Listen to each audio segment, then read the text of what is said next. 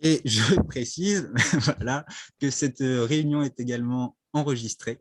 Il y aura un replay également de disponible à la fin de ce webinaire.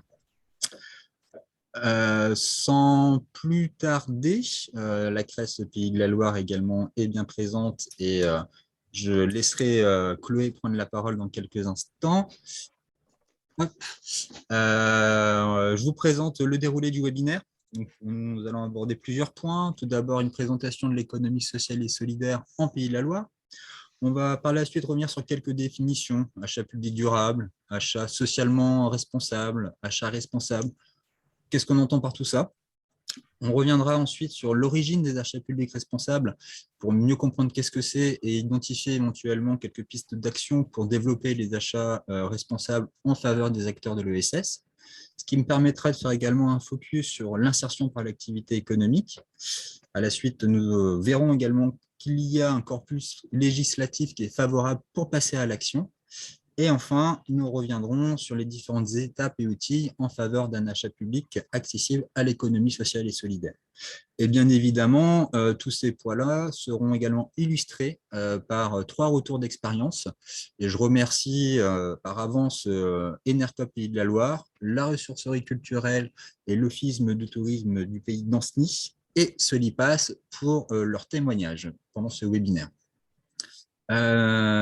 C'est parti, on va commencer. Donc là, je vais laisser la parole à Chloé Duré de la CRES Pays de la Loire.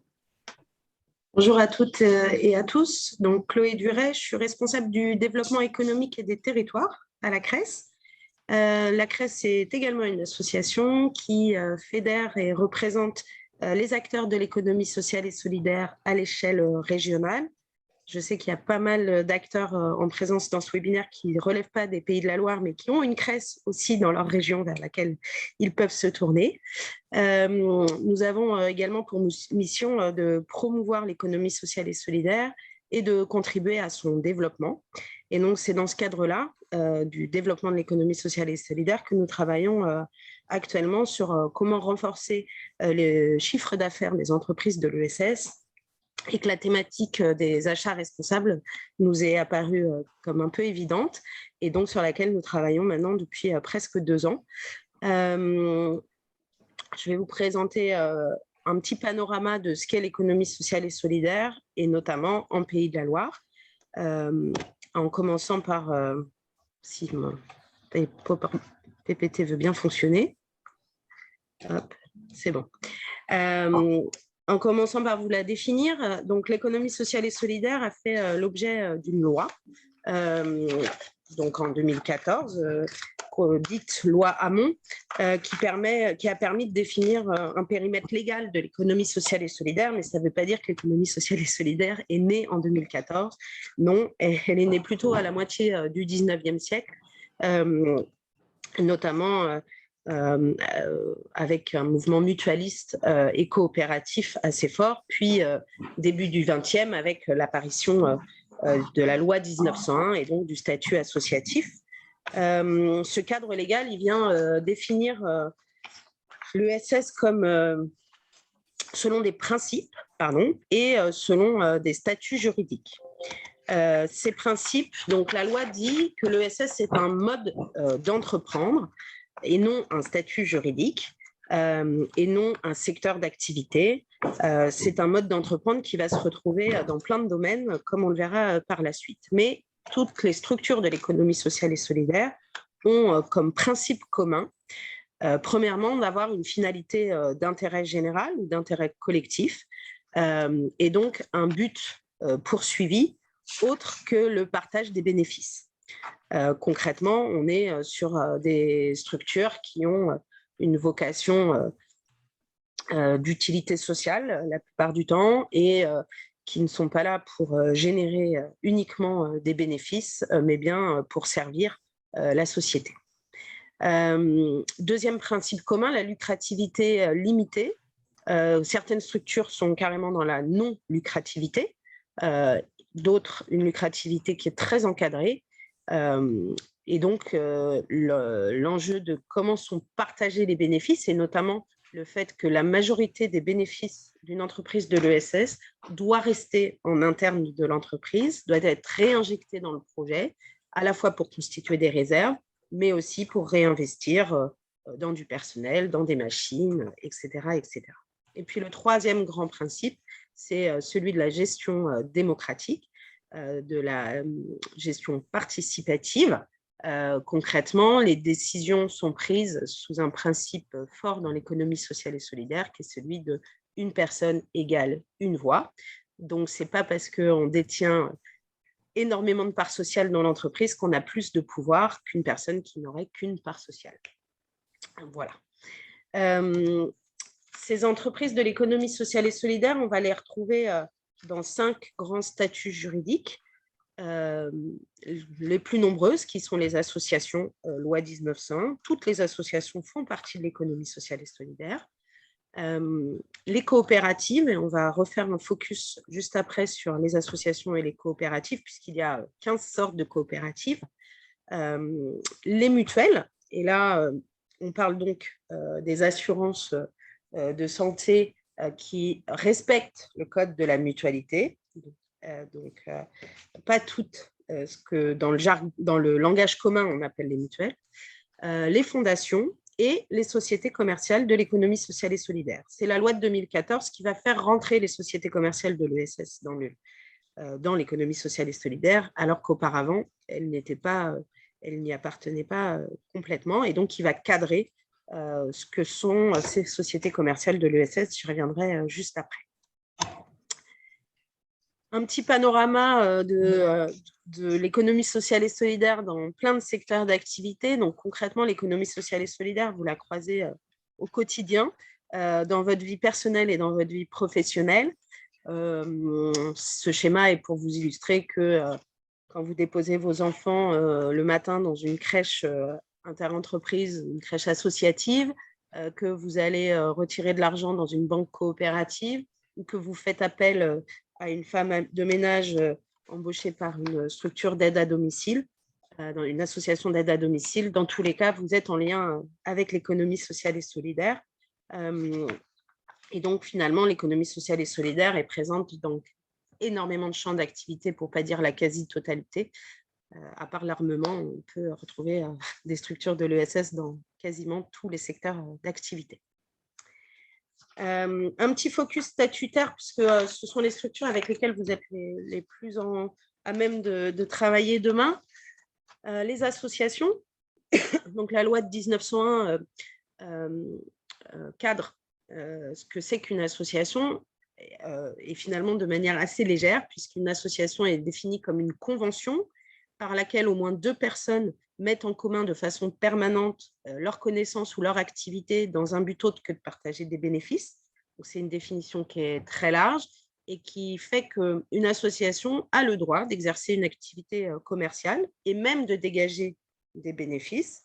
Cependant, cette loi 1901 indique bien qu'il y a un principe de non-lucrativité, et donc si excédent il y a, ils doivent être intégralement 100% réinjectés dans le projet et ne peuvent pas être distribués aux membres de l'association. On va retrouver des associations dans des domaines d'activité très variés, le social, la santé, le sport, la culture, l'environnement, etc. Et les exemples que nous aurons à travers les témoignages tout à l'heure nous le montreront bien. Deuxième focus statutaire, les coopératives. Comme je vous disais tout à l'heure, on a une quinzaine de types de coopératives différentes qu'on peut regrouper en 5 grandes catégories. Les coopératives d'entreprise, donc qui regroupent des associés de type agriculteurs, pêcheurs, artisans, etc. Donc là, on va avoir un gros volume, différents types de coopératives qui rentrent dans cette catégorie. Des coopératives d'utilisateurs ou d'usagers, où on va retrouver les coopératives HLM, les coopératives de consommateurs, type certaines Biocoop par exemple, mais aussi des coopératives d'habitants ou des coopératives scolaires. Troisième grande catégorie, les banques coopératives. Là, je ne vais pas vous les citer, mais vous les connaissez certainement. Et puis, celles avec lesquelles vous êtes le plus à même de travailler, et on aura un exemple de SIC tout à l'heure, ce sont les SCOP, d'une part, qui sont donc des coopératives de production, puisque ce sont les salariés qui sont associés de l'entreprise. Et puis les SIC, sociétés coopératives d'intérêt collectif, qui sont donc des coopératives multisociétariales où différentes parties prenantes de l'entreprise sont associées. Donc, les salariés, ça peut être des bénéficiaires, ça peut être des partenaires publics ou privés. En tout cas, il peut y avoir jusqu'à 10 catégories de parties prenantes différentes qui sont sociétaires de la SIC. Les SIC, je le précise, ont de manière légale une activité d'utilité sociale.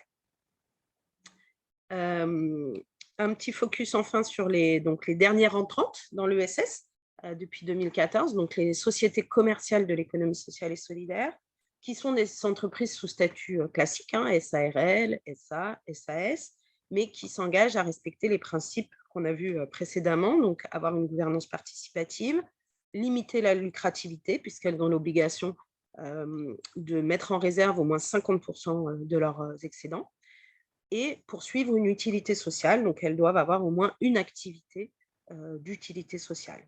Sur la base du respect de ces principes et donc de l'inscription de ces principes dans leur statut, elles vont pouvoir se faire enregistrer auprès du greffe du tribunal de commerce comme entreprise de l'ESS, et donc sur leur cabis apparaît la mention entreprise de l'économie sociale et solidaire. Dans ces entreprises commerciales, on retrouvera des entreprises d'insertion ou des entreprises adaptées. Et le focus de Mathieu nous permettra de comprendre ça tout à l'heure. Toutes les entreprises de l'ESS, quel que soit leur statut, association, coopérative, entreprise commerciale, etc., ont la possibilité d'aller encore plus loin dans leur engagement d'utilité sociale et de demander ce qu'on appelle l'agrément ESUS auprès de l'État, donc qui veut dire entreprise solidaire d'utilité sociale, et qui leur permet notamment d'accéder à un certain type de dispositif de financement ou d'accompagnement dont on ne peut pas bénéficier si on n'a pas l'agrément ESUS. Cet agrément ESUS, il se découpe en deux volets. Un volet entreprise dite agréée de droit, et là on parle de structures qui sont conventionnées avec l'État, donc qui les connaît bien, des structures de l'insertion par l'activité économique, du handicap, mais aussi des centres d'hébergement et de réinsertion sociale, par exemple. Il y a toute une liste qui est très cadrée dans la loi. Là, elles ont une procédure allégée pour obtenir l'agrément ESUS. Et puis, pour les autres entreprises de l'ESS qui ne seraient pas agréées de droit, il faut qu'elles démontrent que l'utilité sociale, les activités d'utilité sociale sont majoritaires dans leur activité et donc affectent sensiblement les résultats de l'entreprise.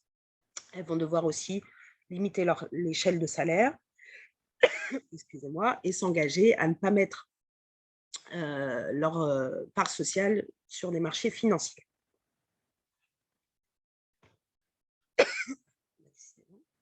Excusez-moi. Alors, maintenant qu'on a vu le cadre légal, quelques chiffres sur l'économie sociale et solidaire. Des chiffres nationaux tout d'abord. On a donc 164 000 entreprises de l'économie sociale et solidaire en France, qui représentent environ 222 000 établissements employeurs et 2,4 millions de salariés, dont, vous le voyez, une grosse part de femmes, 68% en l'occurrence. L'ESS représente donc 10,5% de l'emploi salarié total en France et 14% des emplois privés. Excusez-moi. Il y a 22 millions de bénévoles en France et 90% de ces bénévoles sont bénévoles dans une association. Il y a également des bénévoles dans des mutuelles ou dans des coopératives et des fondations. 35 millions de personnes adhèrent à une mutuelle de santé, donc grosso modo, plus de la moitié des Français font partie d'une mutuelle. 20 millions sont membres d'une mutuelle d'assurance et 29 millions sont sociétaires d'une coopérative. Donc, tout ça pour vous dire que l'ESS a quand même une place importante dans la vie des Français. En Pays de la Loire, On est une région historiquement forte en matière d'économie sociale et solidaire, puisqu'on est la deuxième région française en termes de part de l'emploi ESS dans l'emploi total. Ça relève, donc c'est un 12,5% des emplois relèvent de l'ESS en Pays de la Loire, et 79% des communes comptent au moins un établissement employeur de l'économie sociale et solidaire, ce qui est bien au-dessus de la moyenne nationale, qui est à 51%. Vous le voyez sur la carte de France, l'Ouest en général a une part importante d'économie sociale et solidaire. Quelques chiffres précis. On a environ 15 000 établissements de l'ESS en Pays de la Loire, ce qui représente 12,5% des établissements publics et privés, pour 161 000, quasiment 162 000 salariés. Et donc, environ 10,7 salariés en moyenne par établissement, avec une grosse disparité entre des tout petits et des très gros, bien sûr, soit pratiquement 4,5 millions dans 4,5 milliards de masse salariale brute. Est-ce que la personne qui a son micro activé peut le couper, s'il vous plaît? Merci. En pourcentage concernant les statuts juridiques, comme je vous le disais tout à l'heure, ce sont les associations qui pèsent le plus. Donc, elles représentent 84% des établissements et 77% des emplois. Toutes les statistiques qu'on vous montre là n'incluent pas les entreprises commerciales de l'ESS, puisque, un, elles sont arrivées tardivement, et deux, la statistique publique, pour l'instant, ne nous permet pas de vous produire des chiffres dessus. Et concerne les associations employeuses. Les associations non employeuses ne sont pas comptabilisées dans les chiffres qu'on vous présente ici. Donc, 84% d'associations dans les établissements, 3% de mutuelles, 0,4% de fondations et 13% de coopératives. C'est des proportions qu'on va retrouver dans à peu près toute la France. Ça, c'est assez courant. En termes de secteur d'activité, l'ESS représente 65% des emplois du domaine de l'action sociale, donc une grosse majorité, 57% des emplois dans le domaine sportif, des sports et loisirs, 35% dans les activités financières et d'assurance, 35% dans l'enseignement, puisque là, on comptabilise les établissements privés sous statut associatif, mais aussi les organismes de formation sous statut ESS, et puis 34% des emplois du domaine des arts et spectacles. Hop. Mathieu, je te redonne le partage d'écran si tu le souhaites. Je veux bien, Chloé, je te remercie. Le temps de cette petite manipulation, n'hésitez pas à poser des questions à Chloé si vous en avez. Hop, je reprends la main. Normalement, vous devez bien voir le diaporama. Est-ce que c'est bon pour vous? Oui. Je ne vois rien, mais je pense que oui. Ok, super. Donc, c'est parti. Alors, en effet, revenir sur quelques définitions pour avoir le même langage, partager le même langage pendant ce webinaire. On a plusieurs définitions qui existent concernant l'achat responsable. On a une première définition qui nous est donnée par le Plan national des achats durables dans sa version 2022-2025, une définition qui existait dans la précédente version. Un achat public durable, c'est un achat public intégrant des dispositions en faveur de la protection ou de la mise en valeur de l'environnement, du progrès social et favorisant le développement économique. Donc ici, on retrouve le concept de développement durable qui prend en compte l'intérêt de l'ensemble des parties prenantes concernées par l'acte d'achat, la nécessité de mettre autour d'une table l'ensemble des acteurs concernés par l'achat, permettant de réaliser des économies intelligentes au plus près du besoin et incitant à la sobriété en termes d'énergie et de ressources, l'idée de limiter l'impact de l'achat, et qui intègre toutes les étapes du marché et de la vie du produit ou de la prestation. Et là, on retrouve la notion de cycle de vie du produit ou de la prestation. Donc ça, c'est une définition donnée par le Plan national des achats durables 2022-2025. Autre définition qui nous semblait important aujourd'hui, l'achat public socialement responsable. Alors, ça désigne les achats favorisant l'insertion sociale et professionnelle des personnes éloignées de l'emploi, achat éthique et achat équitable. Donc, beaucoup de notions qui parlent et qui évoquent l'économie sociale et solidaire, mais qui ne recouvrent pas l'intégralité de ce qu'est l'économie sociale et solidaire. Et c'est pourquoi, d'ailleurs, à travers son groupe de travail développement d'affaires, la CRES Pays de la Loire et les différents réseaux de l'ESS présents sur le territoire Pays de la Loire se sont positionnés sur une définition d'achat responsable. Ce qui donne la définition suivante: un achat responsable est un achat de biens ou de services prenant en compte les intérêts de chaque partie prenante et favorisant le progrès social, la protection de l'environnement et le développement économique. On retrouve bien ici la nécessité de mettre tout le monde autour d'une table et le concept de développement durable, mais on a ajouté le développement économique territorial. Ça doit répondre également à un besoin du territoire et faire en sorte que cela puisse permettre le développement économique d'un territoire. Voilà pour clarifier un peu ce sujet de définition.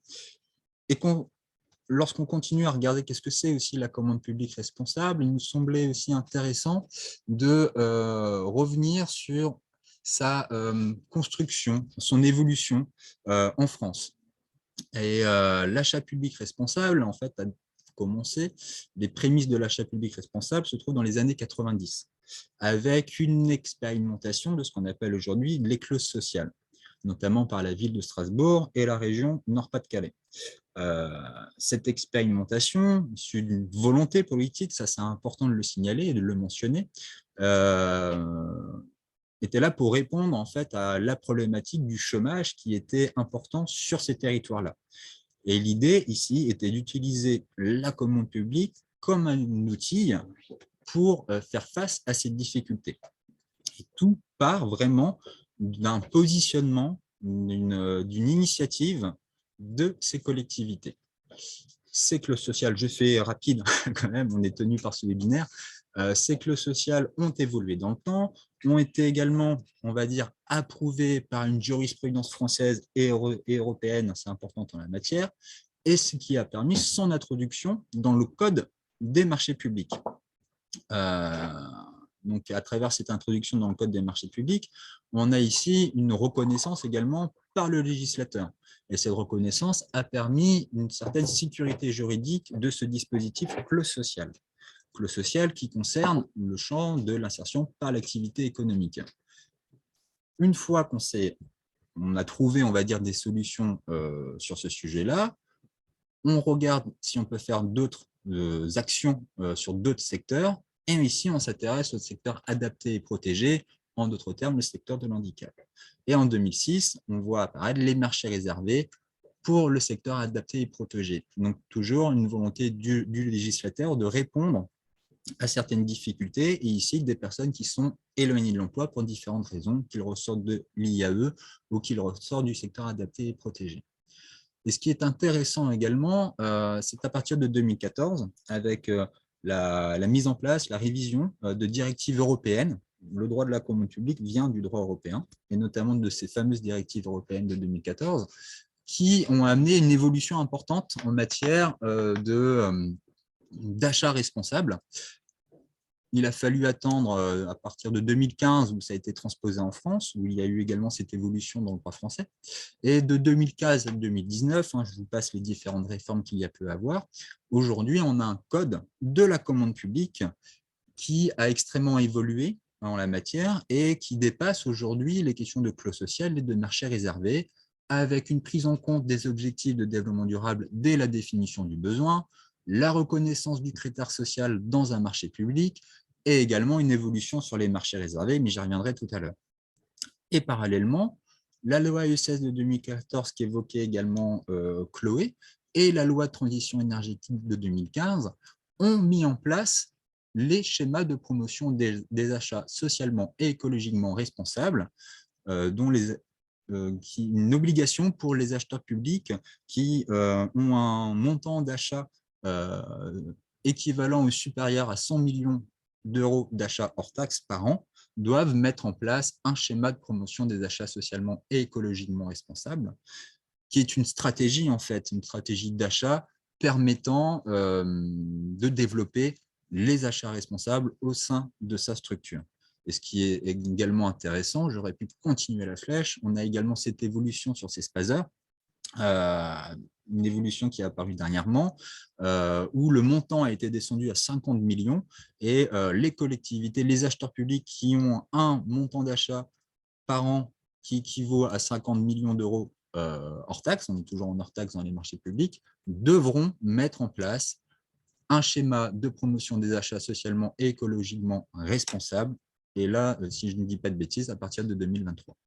Donc, une évolution importante qui est partie d'une volonté, si on résume un petit peu, une volonté des acteurs de essayer de trouver des solutions à un problème du territoire via l'outil de la commande publique, le législateur qui est venu sécuriser, on va dire, un peu tout ce dispositif. Et une fois que chaque étape a été validée, on essaye d'aller plus loin. Et aujourd'hui, le code de la commande publique, c'est important quand même à retenir, nous permet de développer différentes actions, différents dispositifs qui permettent de développer les achats responsables et notamment les achats en faveur de l'économie sociale et solidaire. Je le disais également, et on le voit bien à travers cette diapo, l'origine, on va dire, en toute modestie des achats responsables vient aussi de l'insertion par l'activité économique. Ça me permet de faire un petit focus sur l'IAE. L'IAE, qu'est-ce que c'est?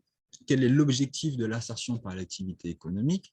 C'est de permettre à des personnes sans emploi, rencontrant des difficultés sociales et professionnelles particulières, de bénéficier de contrats de travail en vue de faciliter leur insertion sociale et professionnelle.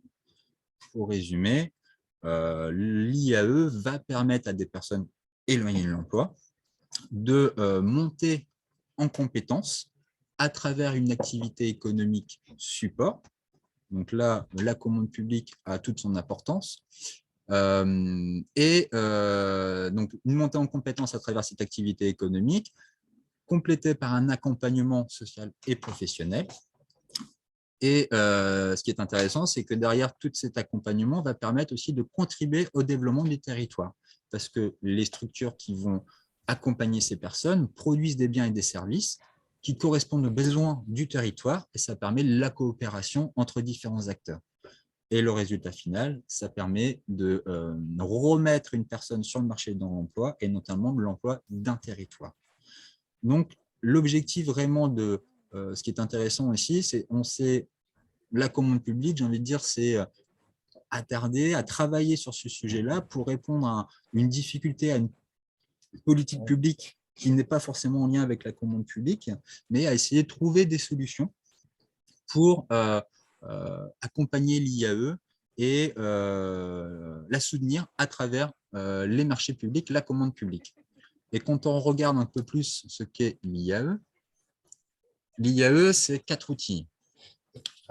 D'une part, les ateliers et chantiers d'insertion et les entreprises d'insertion qui ont pour finalité la production et la vente de biens, de services, et d'autre part, les associations intermédiaires et les entreprises de travail temporaire et d'insertion qui sont là pour faire de la mise à disposition de personnel. Par exemple, le remplacement de personnel dans la restauration scolaire d'une collectivité. Et ce qui est intéressant aujourd'hui, quand on regarde le code de la commande publique, ce code-là donne la possibilité à l'acheteur de développer des marchés, des actions via des clauses, via des marchés réservés, mais pas que, et sur lesquels chaque outil de l'IAE va pouvoir se positionner. On a dépassé aujourd'hui la simple mise en place d'une clause sociale pour arriver au déploiement de marchés réservés et pourquoi pas aujourd'hui des marchés, on va dire, classiques sur lesquels ces acteurs peuvent se positionner. Mais cela nécessite une certaine préparation, un certain lien avec ces acteurs-là pour trouver le bon marché, le bon contrat à mettre en place. Est-ce que vous avez à ce stade des questions?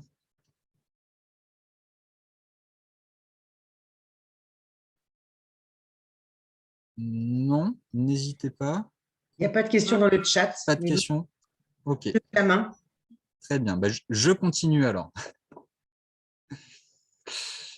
Donc, je le disais à l'instant, on a toute une évolution également du code de la commande publique qui nous permet de passer à l'action en matière de commande publique responsable, d'achat responsable, mais également tout un corpus législatif qui accentue et qui diversifie le recours à l'économie sociale et solidaire.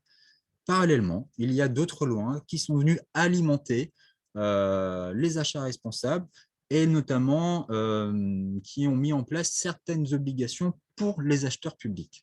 À titre d'exemple, je reprends la main sur le diapo, voilà.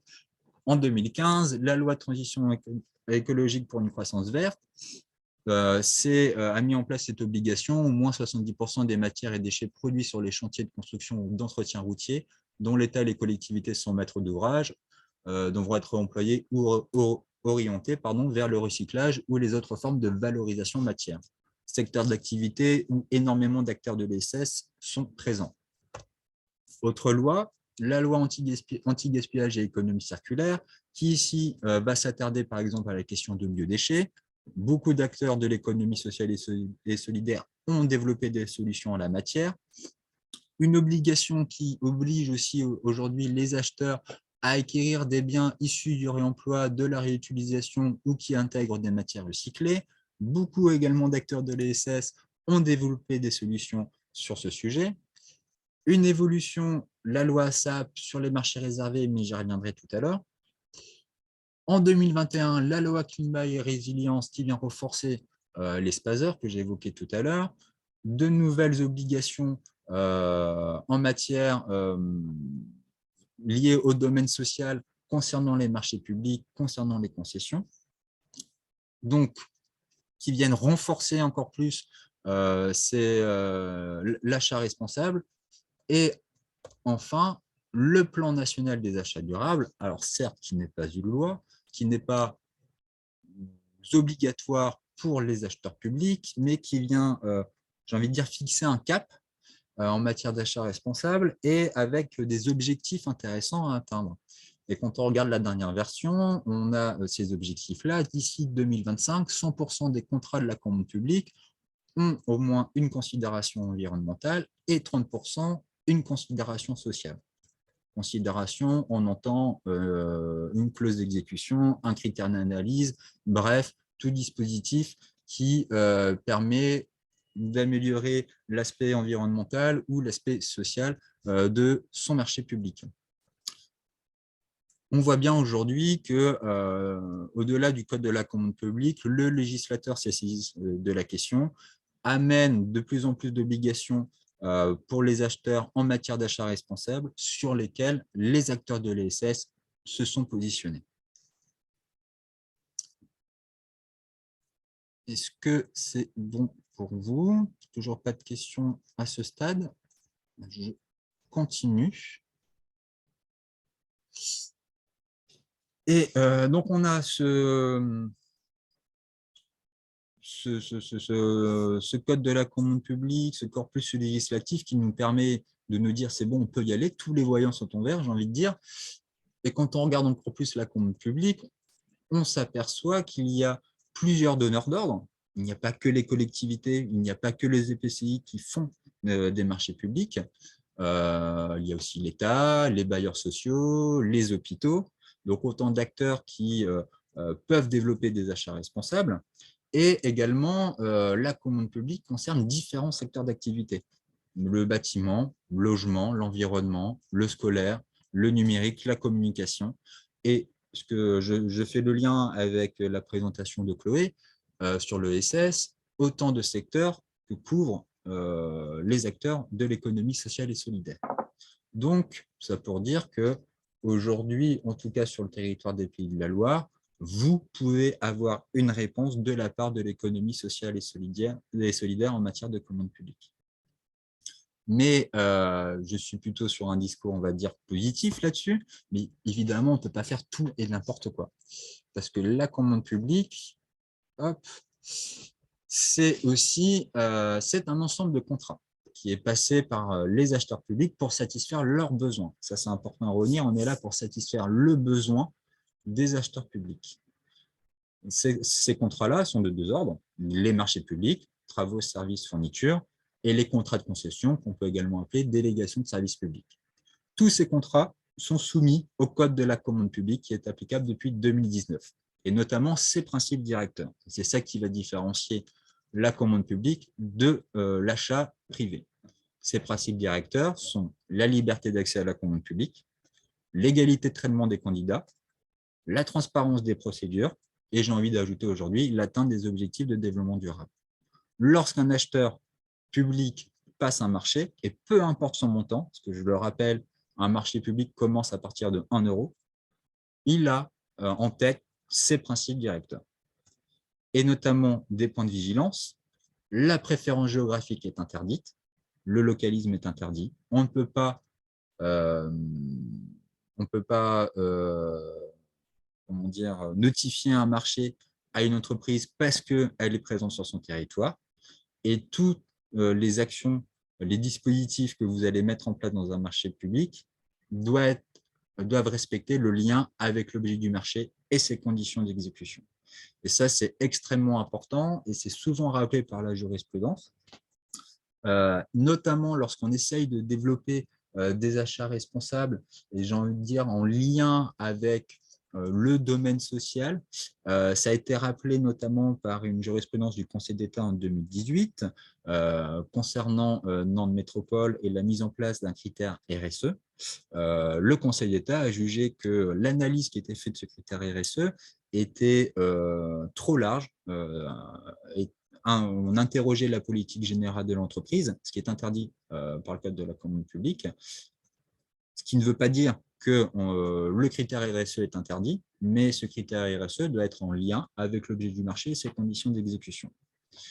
Autre jurisprudence qui est intéressante en la matière, c'est toujours le Conseil d'État en 2019 concernant le département de Mayotte, si je ne dis pas de bêtises, et le Conseil d'État s'est prononcé sur le fait qu'un pouvoir adjudicateur peut recourir à un critère tiré de la création d'emplois locaux. Là, en l'espèce, l'offre du candidat permettait de créer des emplois locaux pendant l'exécution de la délégation de services publics. Et cela a pu être valorisé dans un critère. Et ce critère a été approuvé par le Conseil d'État. La valorisation d'emplois locaux, sous réserve, parce qu'il y a certaines conditions quand même, on ne peut pas le mettre à chaque fois, est extrêmement important et, selon moi, également fait sens pour développer les achats en matière d'économie sociale et solidaire. Donc, certaines obligations à avoir, certains points de vigilance aussi à avoir. On ne peut pas faire tout et n'importe quoi. Mathieu, j'ai une question qui se rapporte à la slide précédente par rapport au montant de la commande publique que tu as annoncé. Est-ce que tu connais la part des clauses sociales en ce montant? La part des clauses sociales par rapport au montant. Alors, ce que je peux dire en tout cas sur le sujet des clauses sociales, vous me direz si je réponds à la question. Aujourd'hui, selon le dernier observatoire économique sur la commande publique, les clauses sociales pour les marchés de plus de 90 000 € hors taxe, puisqu'on n'a pas de données en dessous, représentent entre, j'ai plus le chiffre précis, mais aux alentours de 15%, si je ne dis pas de bêtises. Il y a une augmentation un peu des clauses sociales dans les marchés publics au fur et à mesure des années, mais force est de constater que ça reste quand même assez faible et qu'il y a quand même une perspective d'amélioration sur ce sujet. Et on s'en rend compte, en tout cas sur la région Pays de la Loire, qu'il y a une réelle volonté de plusieurs collectivités de développer les clauses sociales. Et pour ce faire, il faut aussi bien connaître son territoire. Et là-dessus, il y a plusieurs facilitatrices, facilitateurs qui peuvent vous accompagner dans la mise en place aussi de ces clauses sociales.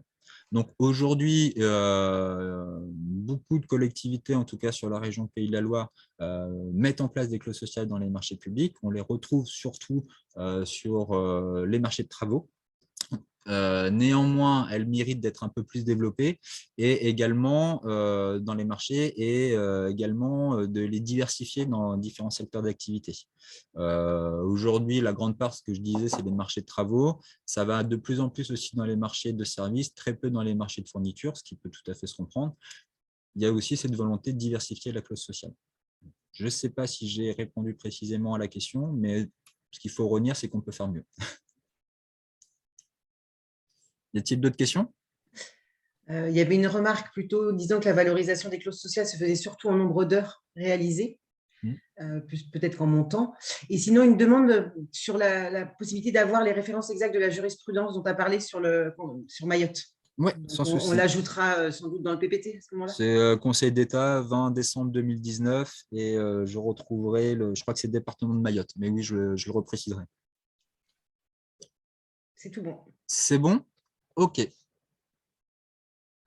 Je reprends. Alors, pour mettre en place une commande publique responsable, il y a pour l'acheteur public, il y a différentes étapes importantes.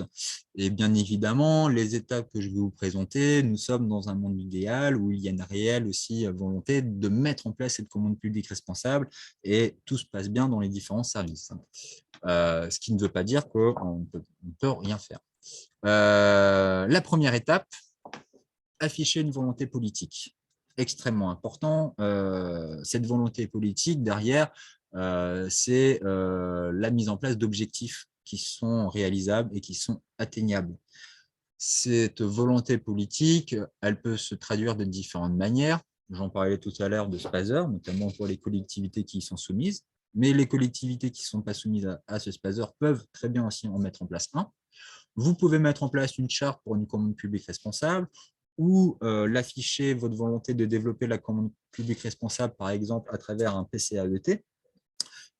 En tout cas, cette volonté politique doit être clairement affichée, doit être clairement identifiée, ce qui permettra aussi une meilleure, j'ai envie de dire, diffusion de cette culture commande publique responsable au sein de votre structure, mais également on verra un message auprès des différents acteurs qui vont répondre à votre commande publique, à vos marchés publics.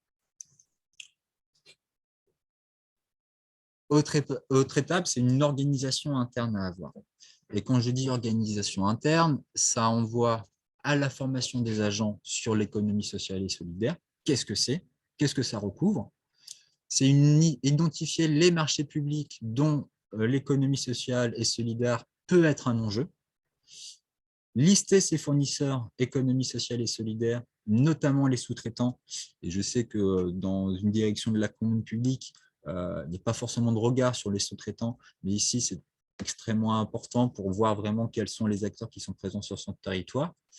Et également, si c'est possible, d'avoir un agent référent qui vienne piloter toutes ces démarches et qui permette aussi de diffuser aussi cette culture d'achat responsable au sein de l'organisation. Autre étape, qui est selon moi primordiale, c'est la définition de son besoin. La définition de son besoin, derrière, va vous permettre de repérer les enjeux ESS de votre besoin, de votre marché public. Et pour ce faire, c'est se poser les bonnes questions. Qui, quoi, comment, où, pourquoi. Et se poser les bonnes questions avec, ce qu'on disait tout à l'heure, tous les acteurs qui sont concernés aussi par ce besoin, par ce marché. Cette définition du besoin va être complétée par un sourcing. Le sourcing, c'est la rencontre avec les entreprises, notamment de votre territoire. Et ça, évidemment, ici, c'est rencontrer les entreprises de l'ESS de son territoire. À travers cette rencontre, ça va vous permettre de conforter déjà les enjeux que vous avez pu identifier dans la définition de votre besoin et d'affiner les critères d'analyse, les clauses à intégrer dans le cahier des charges. Donc, du coup, d'ajuster ce que vous allez demander et ce que vous allez souhaiter dans votre marché et évidemment d'avertir de la future publication du marché pour éviter un marché infructueux. Une fois cette définition du besoin et ce sourcing réalisé, vous allez pouvoir rédiger les pièces de votre marché. Et on est, ce que je le disais à l'instant, que ce soit au niveau des critères, que ce soit au niveau du cahier des charges, cette rédaction est en fait le résultat d'une bonne définition du besoin et d'un bon sourcing, d'une bonne interconnaissance également avec les acteurs de l'ESS. Et enfin, vous allez publier votre marché, vous allez recevoir une offre qui correspond à votre besoin.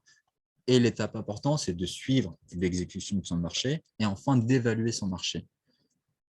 Suivre son marché via des réunions, via des bilans qu'il faut anticiper, qu'il faut prévoir dès la rédaction de votre marché public.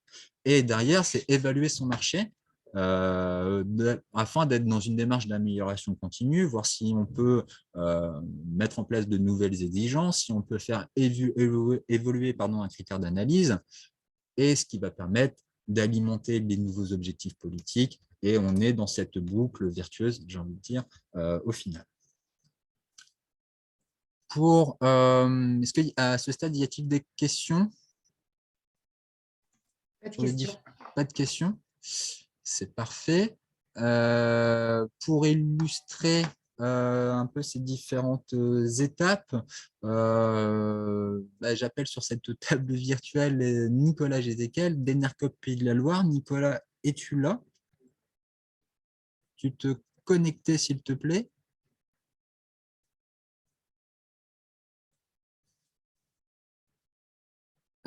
Nicolas n'a pas l'air d'être là. Peut-être pas encore arrivé.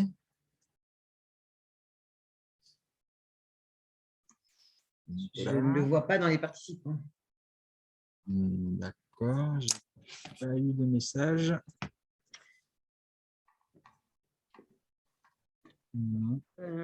Souhaites-tu qu'on intervertisse les témoignages, puisque les deuxièmes témoins sont bien là? Oui, alors on va continuer en effet dans l'attente d'avoir le témoignage d'Enercop, et en tout cas s'il y a un souci, je me ferai le porte-parole d'Enercop parce qu'on a pu avoir quelques pistes de la part d'Enercop. Alors en attendant le témoignage d'Enercop, je vais avancer un peu dans le webinaire. Au-delà des différentes étapes, il y a aussi le comment faire. Et là, vous allez retrouver différentes procédures qui vont être en faveur d'une commande publique responsable. Tout d'abord, les marchés négociés sans mise en concurrence et sans publicité, notamment si le montant prévisionnel est inférieur à 40 000 € hors taxe. C'est ce qu'on appelle dans le langage commun les marchés de gré à gré, qui est quand même important. Et là, je prends une casquette de juriste. Il y a une obligation de choisir une offre pertinente, de faire une bonne utilisation des données publiques et de ne pas contracter systématiquement avec un même opérateur économique lorsqu'il existe une pluralité d'offres susceptibles de répondre aux besoins. Et pour ce faire, pour voir si justement il y a une diversité d'offres sur mon territoire, vous pouvez utiliser cette pratique, la demande des 3 devis. Je précise, cette demande de 3 devis n'est pas marquée dans le code de la commande publique, c'est une pratique habituelle, mais en tout cas, cela vous permet de voir s'il existe une ou plusieurs offres sur votre territoire qui peut correspondre à votre besoin. Autre procédure, les achats innovants qui permettent aux acheteurs de passer sans publicité ni mise en concurrence préalable des marchés de travaux, fournitures ou services innovants de moins de 100 000 € hors taxe. Intéressant également, il y a plusieurs collectivités qui ont utilisé ce dispositif, et ce qui permet de mettre justement une offre assez innovante, et les acteurs de l'ESS font partie des acteurs innovants, pour justement satisfaire un besoin d'un acheteur public. Et pour illustrer un petit peu toutes ces procédures, et notamment ce marché de gré à gré, je vais laisser la parole à Marion Thomas et Damien Forger pour nous faire part de leur retour d'expérience en la matière. Bonjour. Bonjour. Bonjour, bonjour à tous. Du coup, je vais laisser Damien Forger commencer par se présenter et présenter rapidement la ressource culturelle. Ensuite, Marion Thomas pourra également se présenter ainsi que sa structure, expliquer le marché pour lequel vous avez été amenés à travailler ensemble. Et ensuite, on aura plein de questions à vous poser sur le pratico-pratique et et quel effet concret ça a eu. Damien, je te Oui. laisse présenter la ressourcerie culturelle. Oui, alors la ressourcerie culturelle est née en 2018. On est une association, loi 1901. On est 5 salariés aujourd'hui à l'intérieur de cette association, de prestataires quasi qui viennent hebdomadairement parlant nous aider. Notre objectif est de collecter et revaloriser le matériel dans le champ culturel sur la région Pays de Loire. Donc, on intervient dans les théâtres, on peut intervenir dans les salles des collectivités pour quand il y a des démantèlements, auprès de compagnies. Donc, on collecte le son, la lumière, les décors, ça peut être les costumes, ça peut être du structurel aussi. On ramène tout ça dans notre local où on revalorise cette matière et ensuite on la met à la vente ou à la location. Donc ça, c'est le premier champ d'activité de la ressourcerie. Il y a un deuxième champ d'activité qui est un champ de mutualisation, c'est-à-dire on est souvent sur des gens qui ont un événement à l'année et qui investissent pour un événement à l'année, pour du matériel qui est utilisé 2 jours ou 3 jours dans l'année. Et on leur donne la possibilité de mettre leur matériel au pot commun à la ressourcerie culturelle. Et nous, on reloue ce matériel auprès d'autres acteurs culturels sur la région Pays de Loire. Et il y a un dernier volet sur la mutualisation aussi, où on a développé un outil qui est très inspiré des CUMA dans le milieu agricole, d'achat mutualisé d'outils. Quand on a par exemple 4 acteurs ou culturels qui veulent se doter de toilettes sèches, comme ça a été le cas l'année dernière, on se met au milieu de ces investisseurs-là et on investit collectivement sur ce matériel-là. Donc voilà en gros l'activité de la ressourcerie culturelle. Peut-être préciser où vous êtes situé géographiquement? Ouais, on est à Montaigu en Vendée, on est 30 km en dessous de Nantes, et on s'est donné comme mission de répondre sur l'ensemble du territoire région Pays de Loire. Alors c'est pas qu'on voit grand, hein, c'est parce que pour stabiliser des modèles économiques comme les nôtres, et au vu de ce qu'on a vu au niveau du national, sur des territoires comme les nôtres, il faut aller sur l'échelle régionale. Et peux-tu rapidement, en une phrase, nous parler du RESAC?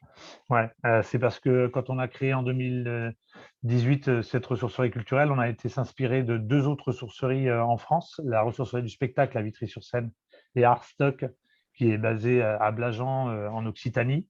Et on s'est inspiré beaucoup de leur système et on a vu qu'il y avait plein d'échanges à faire. Donc, on a monté le RESAC, qui est un réseau national des ressourceries culturelles, qui regroupe pour l'instant 10 acteurs de l'économie circulaire dans le secteur culturel. L'objectif, il est de bien avoir des ressourceries qui collectent dans le secteur culturel ou qui redistribuent dans le secteur culturel. Merci Damien. Marion Thomas, bonjour. Est-ce que vous pouvez nous présenter votre structure et le marché pour lequel vous avez eu à travailler avec la ressourcerie culturelle? Ouais. Alors, moi, je dirige un office de tourisme intercommunal, c'est l'office de tourisme du pays d'Ancenis, donc qui couvre toute notre intercommunalité. Ça se situe entre Nantes et Angers. Et on est un EPIC, donc on est une entreprise publique et commerciale. Ça veut dire qu'on a une certaine indépendance vis-à-vis de notre communauté de communes. On est subventionné à 100% par eux. Et on a aussi au sein de l'office de tourisme la gestion d'un site qui est le château médiéval d'Oudon, qu'on a absorbé en 2018. Et avec ce château, il y avait une scénographie qui était assez obsolète, qui datait il y a plus de 20 ans et qui tombait régulièrement en panne. Donc, on avait envie de partir sur un nouveau projet culturel pour ce site. Mais avant de passer cette étape-là, il fallait démonter cette scénographie. Donc, j'ai fait des recherches sur les entreprises qui pouvaient faire ce travail. Et on s'est tourné vers la recyclerie qui avait une belle proposition et aussi une démarche de développement durable, hein, puisqu'ils utilisent une partie des matériaux et les revalorisent ailleurs. Donc, c'était une chouette démarche pour nous. Le choix de se tourner vers une structure qui était en capacité de réemployer une part importante, c'était un choix politique ou c'était vous en tant que Alors non, ce n'est pas un choix politique. Alors nous, à l'office, on travaille avec des entreprises ESS pour des travaux, ou même pour l'achat de matériaux. C'est plus une politique interne liée à moi et mon équipe. Et on n'est pas passé par un marché public parce que pour nous, c'est plutôt contraignant d'un point de vue administratif et ça ne nous permet pas d'avoir la main dessus parce que le marché public est réalisé via la communauté de communes. Et donc, on était vraiment dans une démarche où on aime bien choisir les gens avec qui on travaille et on donne du sens à ce qu'on fait. Et du coup, on avait gardé cette souplesse-là en ne souhaitant pas aller vers un marché public. Donc, j'ai fait 3 devis. Ce qu'on fait plutôt d'une façon classique. Les 3 devis étaient à peu près similaires au niveau des montants. Donc, du coup, voilà, quand on passe par un marché public, forcément, on n'a pas toujours le choix du cœur, j'ai envie de dire. Et c'est vrai que la ressourcerie culturelle, c'était unique parce que sinon, je serais passée dans le privé sur des choses très techniques où je ne suis pas sûre que derrière, ils réemploient les matériaux, que ce soit très bien recyclé, etc. Et moi, j'avais vraiment été séduite par la démarche de Damien. Et puis, je travaille vraiment sur le local. En général, les entreprises qui interviennent avec nous à l'office, c'est local. Donc, ça nous convenait parfaitement. Et Damien a eu la gentillesse d'attendre patiemment parce que pendant 2 ans, on était en communication tous les deux. Je n'avais pas le budget. Finalement, j'ai réussi à l'avoir et au bout de 2 ans, on a réussi enfin à travailler ensemble. Et du coup, Damien, dans ce que la ressourcerie culturelle a proposé à l'Office de tourisme, quel était l'engagement en matière de réemploi et jusqu'où vous alliez en fait pour vous différencier des autres entreprises que Marion avait consultées? Alors, nous, on est experts en économie circulaire. C'est-à-dire que maintenant, quand on rentre pendant une exposition comme celle du Château Loudon, on peut très rapidement se dire ça, on peut réemployer, ça, on ne peut pas et tout ça. On n'a pas les poids parce qu'on ne peut pas tout peser. Mais là, je ne sais plus de mémoire sur la première visite, mais on s'était rapidement engagé à 70% de réemploi sur l'ensemble.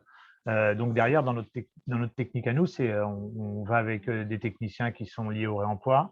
On enlève tout, on pèse tout, le déchet comme ce qu'on va revaloriser. Et à la fin, Marion, elle savait que son exposition faisait 11 tonnes des brouettes et qu'on avait mis 3 tonnes de déchets ultimes parce qu'à l'époque, ils utilisaient des polystyrènes ou des choses comme ça. Il y avait du plâtre, c'était vraiment un truc…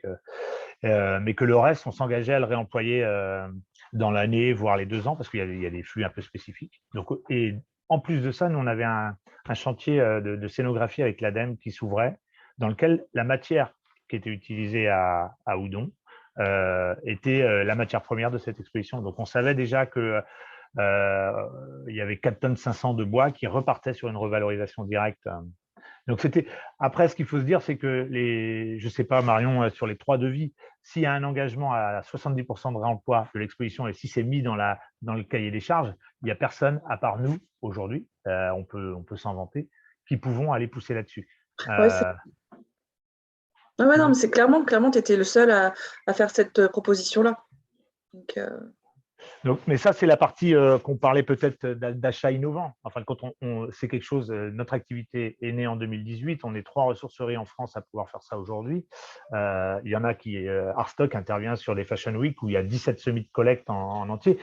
C'est des choses, c'est pas arrêté encore. Donc, on est en train de pousser un peu, essuyer les plâtres. Mais sur ce côté-là, on le voit même sur les marchés des JO 2024. Avec les engagements qu'il y a, nous on rigole en fait, parce que vu les volumes qui sont annoncés et tout ça, qui sont dans des marchés publics, je suppose, les grosses entreprises reviennent nous voir, qui veulent répondre à ce marché public, parce que nous on n'a pas la taille de répondre à ces marchés-là. Il faut savoir que ça peut aussi, nous on ne va pas trop sur les marchés publics parce que ça peut nous déformer. On est en construction, si on allait sur un marché à 300 000 €, c'est notre budget annuel aujourd'hui, donc on va y réfléchir à 2 fois, quoi. Là, on était sur un projet où on essayait, on faisait des choses. On avait quand même un client et une cliente qui étaient vraiment attentifs à ce qu'il y avait. C'était dans une tour 4 étages, monument historique. Il ne fallait pas taper dans les murs, escalier en colimaçon. Enfin, c'était un bon challenge. Il y avait des grosses contraintes sur le site. Marion, comment vous aviez identifié la ressourcerie culturelle au départ? C'est complètement par hasard. C'est par hasard via un moteur de recherche. D'accord. Et je ne connaissais pas cette existence de ressourcerie culturelle. Alors, je connaissais les ressourceries, hein, le principe, mais sur tout ce qui est scénographie, je ne savais pas que ça existait en France. Et ça a été une grande surprise de découvrir ça sur notre territoire, donc j'ai trouvé ça chouette. C'est une belle démarche, mais c'est le hasard. Ok. Du coup, c'est quoi, qu'est-ce qui a fait que, Damien, que vous êtes allé sur ce marché-là, même si ce n'est pas un marché avec une grosse publicité, puisque tu le disais, on ne va pas souvent sur des marchés publics, parce que c'est un peu compliqué. Qu'est-ce qui a été facilitant? Et si c'était à refaire, qu'est-ce qui serait encore plus facilitant? De notre côté, ce qui était facilitant, c'était que c'était dans une période où c'était le Covid à la base, hein, quand on a démarré. Et donc, on était quand même à la recherche d'activités un peu spécifiques. Là, cette expo était un peu fermée, elle ne savait pas trop. Donc, il y avait la temporalité. Il y avait l'interlocuteur. Enfin, Marion était attentive, elle ne découvrait pas l'ESS, elle voyait aussi comment on fonctionnait. Et puis nous, il y avait le fait que c'était une marche pour nous. On était sur un marché à 23 000 euros TTC, un truc comme ça. Ça paraît tout petit, mais pour nous, voilà, c'était déjà une marche et ça nous challengeait. En fin de compte, c'était vraiment un bon challenge pour montrer que on pouvait fonctionner. Et encore, un autre truc, c'est que c'était indirectement, même si c'était une association, il y avait de la collectivité derrière. Il y avait cette vision aussi derrière qui nous amène on va dire de la visibilité, puis du fait qu'on est, bon, voilà, on n'est pas on n'est pas des gens qui récupérons comme ça, comme à l'arrache, quoi. C'est structuré comme fonctionnement. Est-ce que ça vous a mis le pied à l'étrier pour répondre à d'autres marchés, d'autres collectivités ou d'ordre public? Non, mais ça nous a donné du baume au cœur, ça nous fait passer un échelon. En fin de compte, ce qui se passe, c'est qu'on a plein de gens. Les lois sont passées, là, on l'a vu sur les marchés. On est sollicité par plein de gens.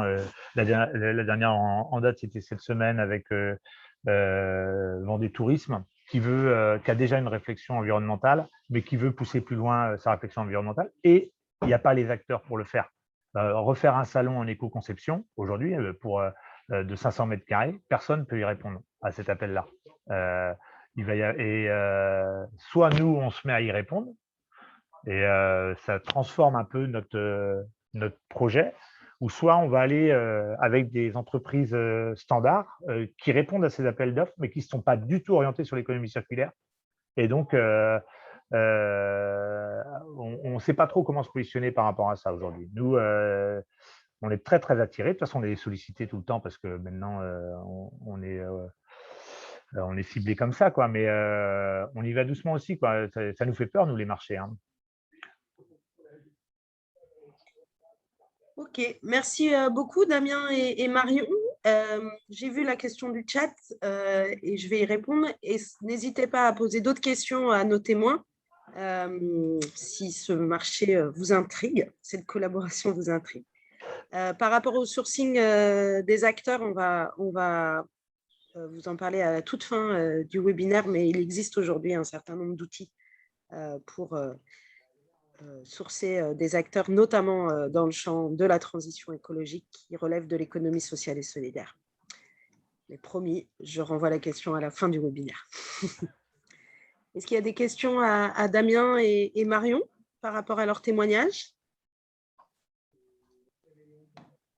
N'hésitez pas, c'est le moment.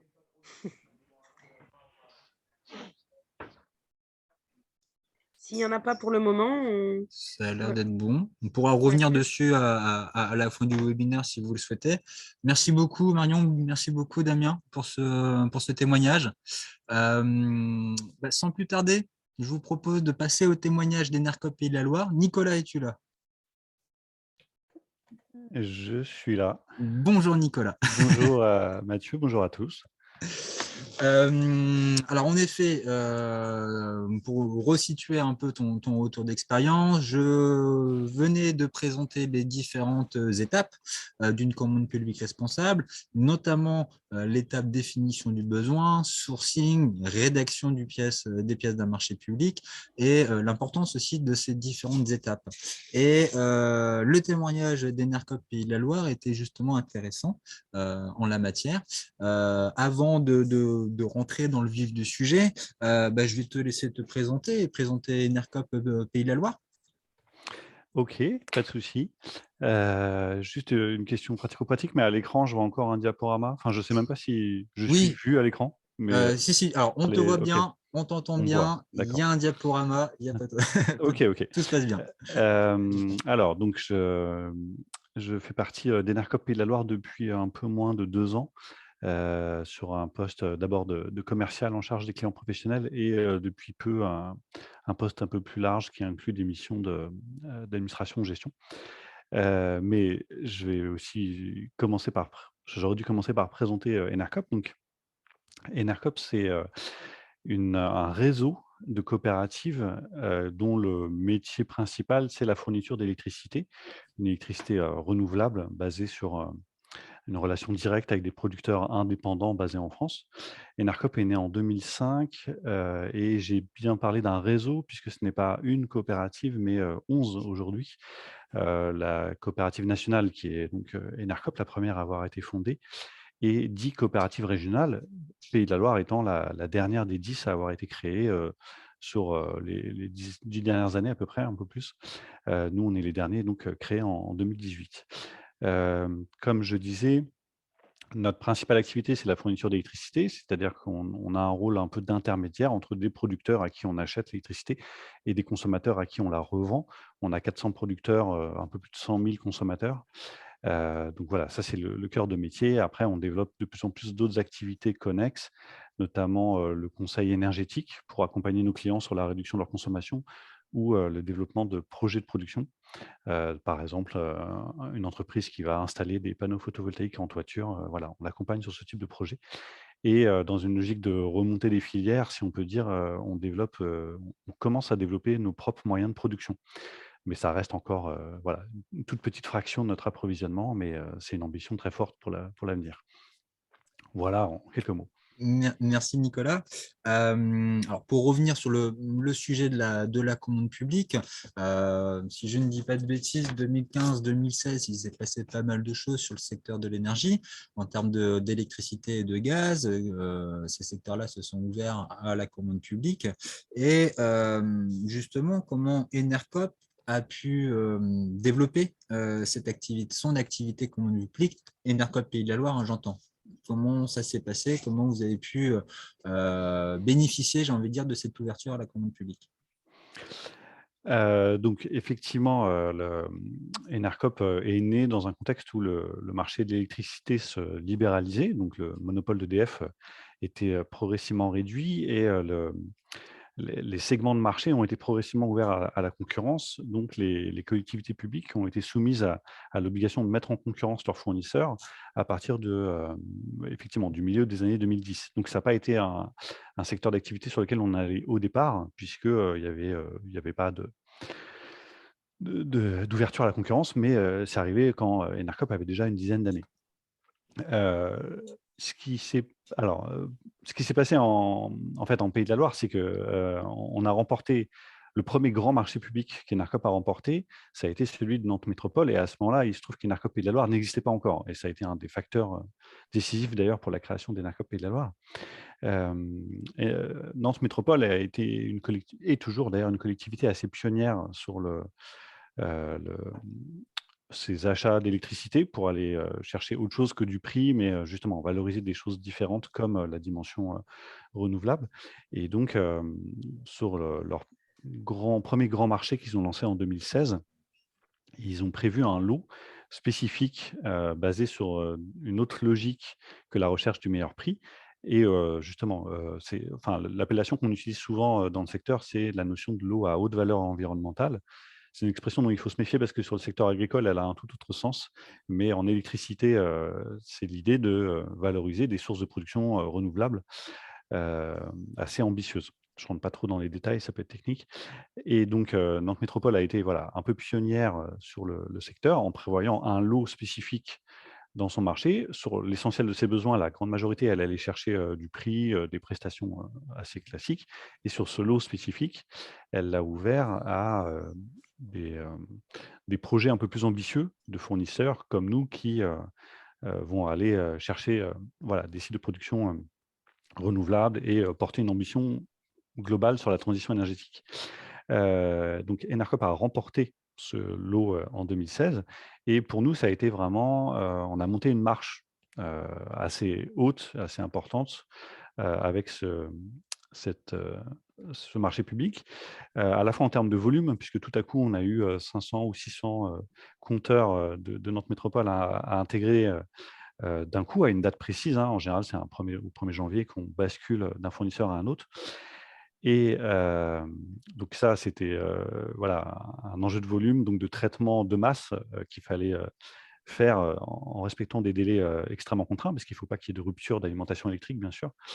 Et l'autre enjeu, c'était les enjeux de facturation, où il fallait rentrer un peu dans les spécificités des processus comptables du public. Et encore à l'époque, il n'y avait pas Chorus Pro comme aujourd'hui, ce qui est peut-être un peu plus facilitant. Donc là aussi, en termes de facturation, je ne vous cache pas, d'ailleurs, ça a été assez difficile. Les premiers mois ont pu être un peu douloureux des deux côtés, d'ailleurs, hein, côté client comme de notre côté. On a mis beaucoup de temps à démarrer les premières facturations parce qu'on avait du mal à intégrer toutes ces spécificités. Mais comme beaucoup de premières expériences, ça pouvait être un peu difficile, mais en même temps très formateur. Et ça a été un peu un déclencheur pour que de plus en plus Enercop se positionne sur des marchés publics. Et aujourd'hui, j'ai le chiffre en nombre de compteurs, c'est à peu près 4% du total de nos clients qui sont des compteurs de collectivités publiques. Mais en volume de consommation, c'est beaucoup plus. Là, je n'ai pas le chiffre, puisqu'on a des sites qui sont plus importants que des logements de particuliers. Donc, c'est peut-être de l'ordre de 10-12% en volume d'activité. Donc, si je comprends bien, c'est justement l'opportunité du marché de Nantes Métropole qui vous a permis, j'ai envie de dire, de créer cette activité commune publique. D'ailleurs, grâce à un allotissement, c'est déjà une première aussi piste, c'est que l'acheteur public avait alloti son marché, ce qui vous a permis aussi de vous positionner sur ce marché-là.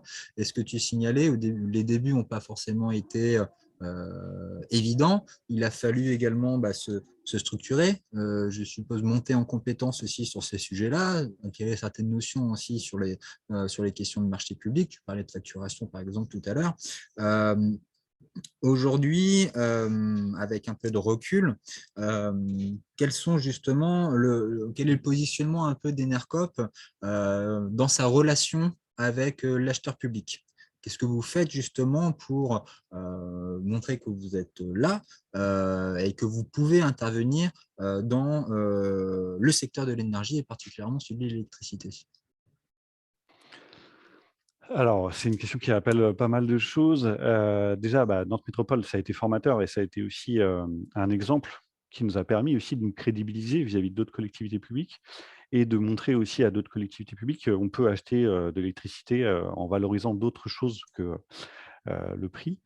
Donc, c'était une première jurisprudence utile sur plein d'aspects. Ensuite, dans notre relation aux acheteurs publics, alors déjà, je précise qu'on va se positionner essentiellement sur la relation aux collectivités territoriales. On n'est pas vraiment présent sur d'autres endroits du secteur public, de la sphère publique, mais c'est déjà une belle part d'activité qu'on peut développer sur ces collectivités.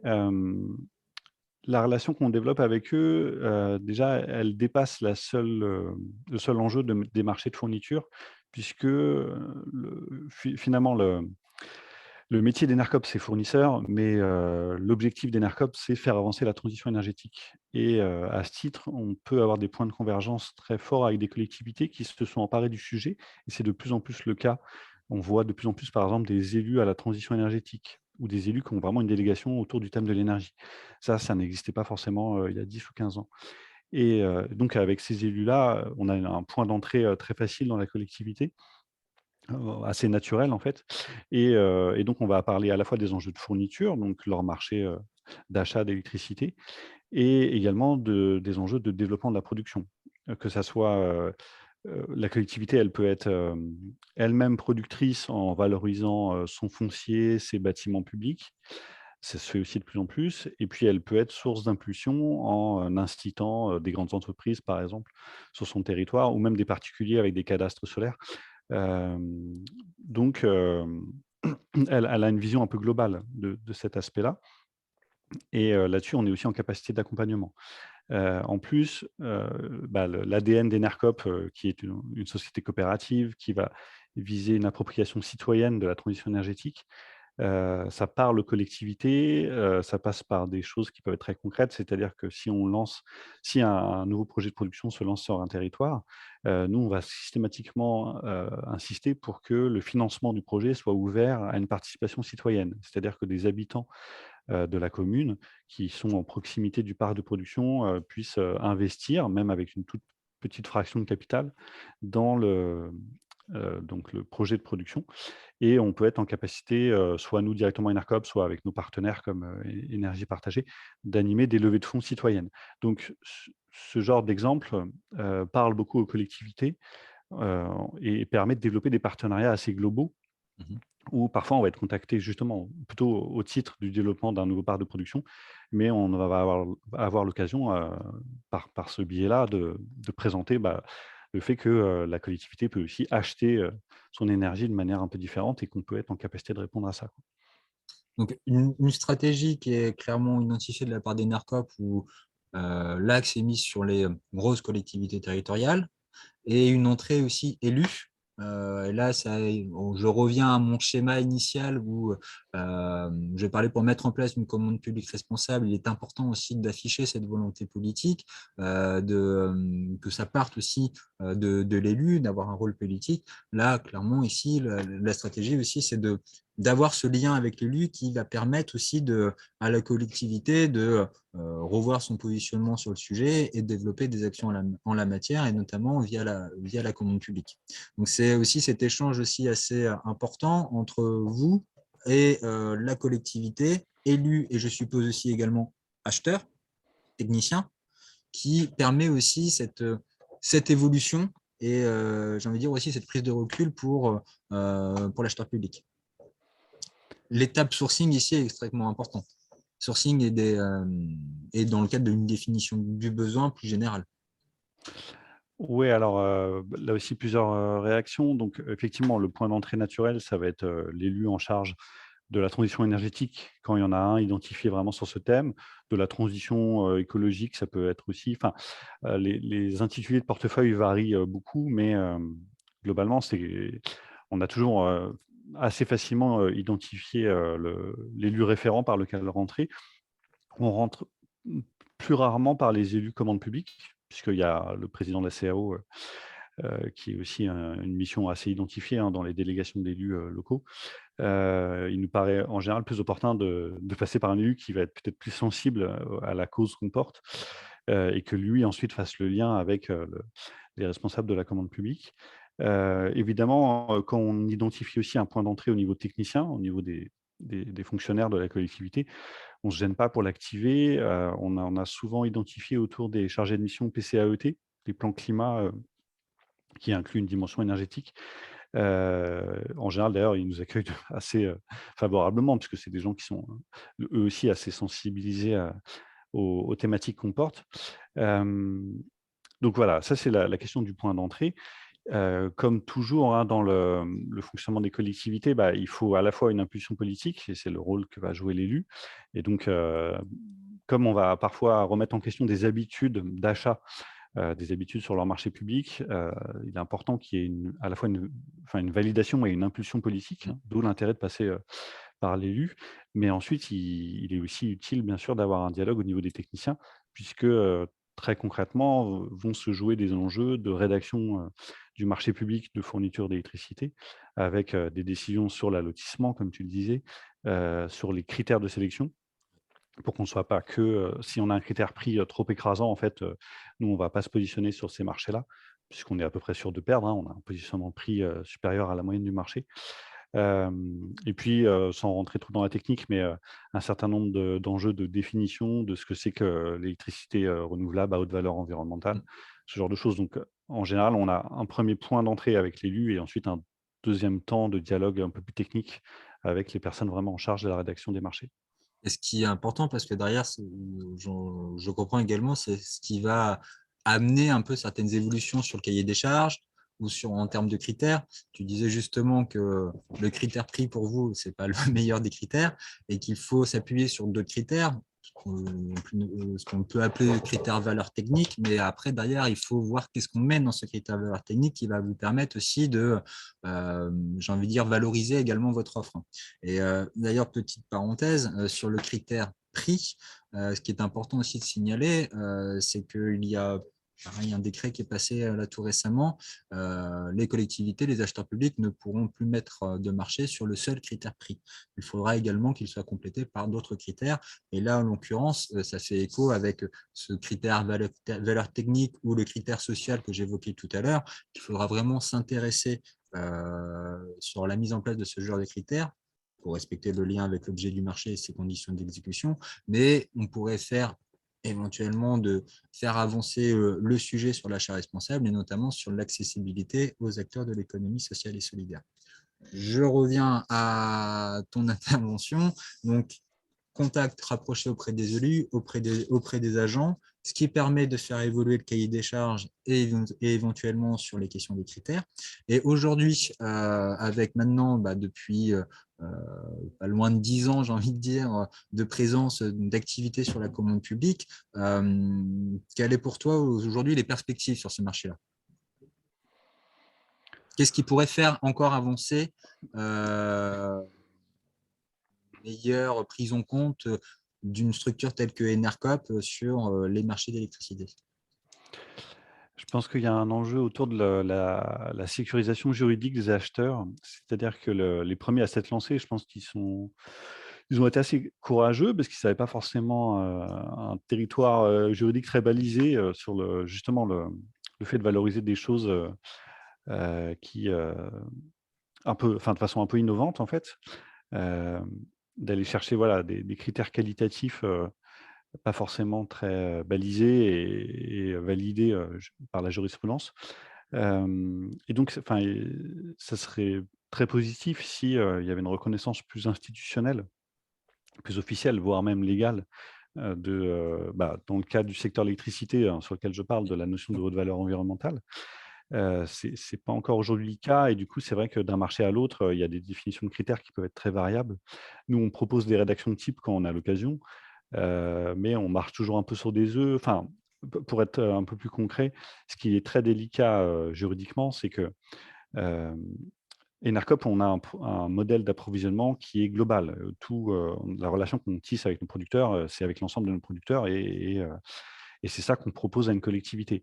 Mais un concurrent pourrait ne valoriser que juste un ou deux producteurs qu'il va aller chercher pour répondre à ce marché.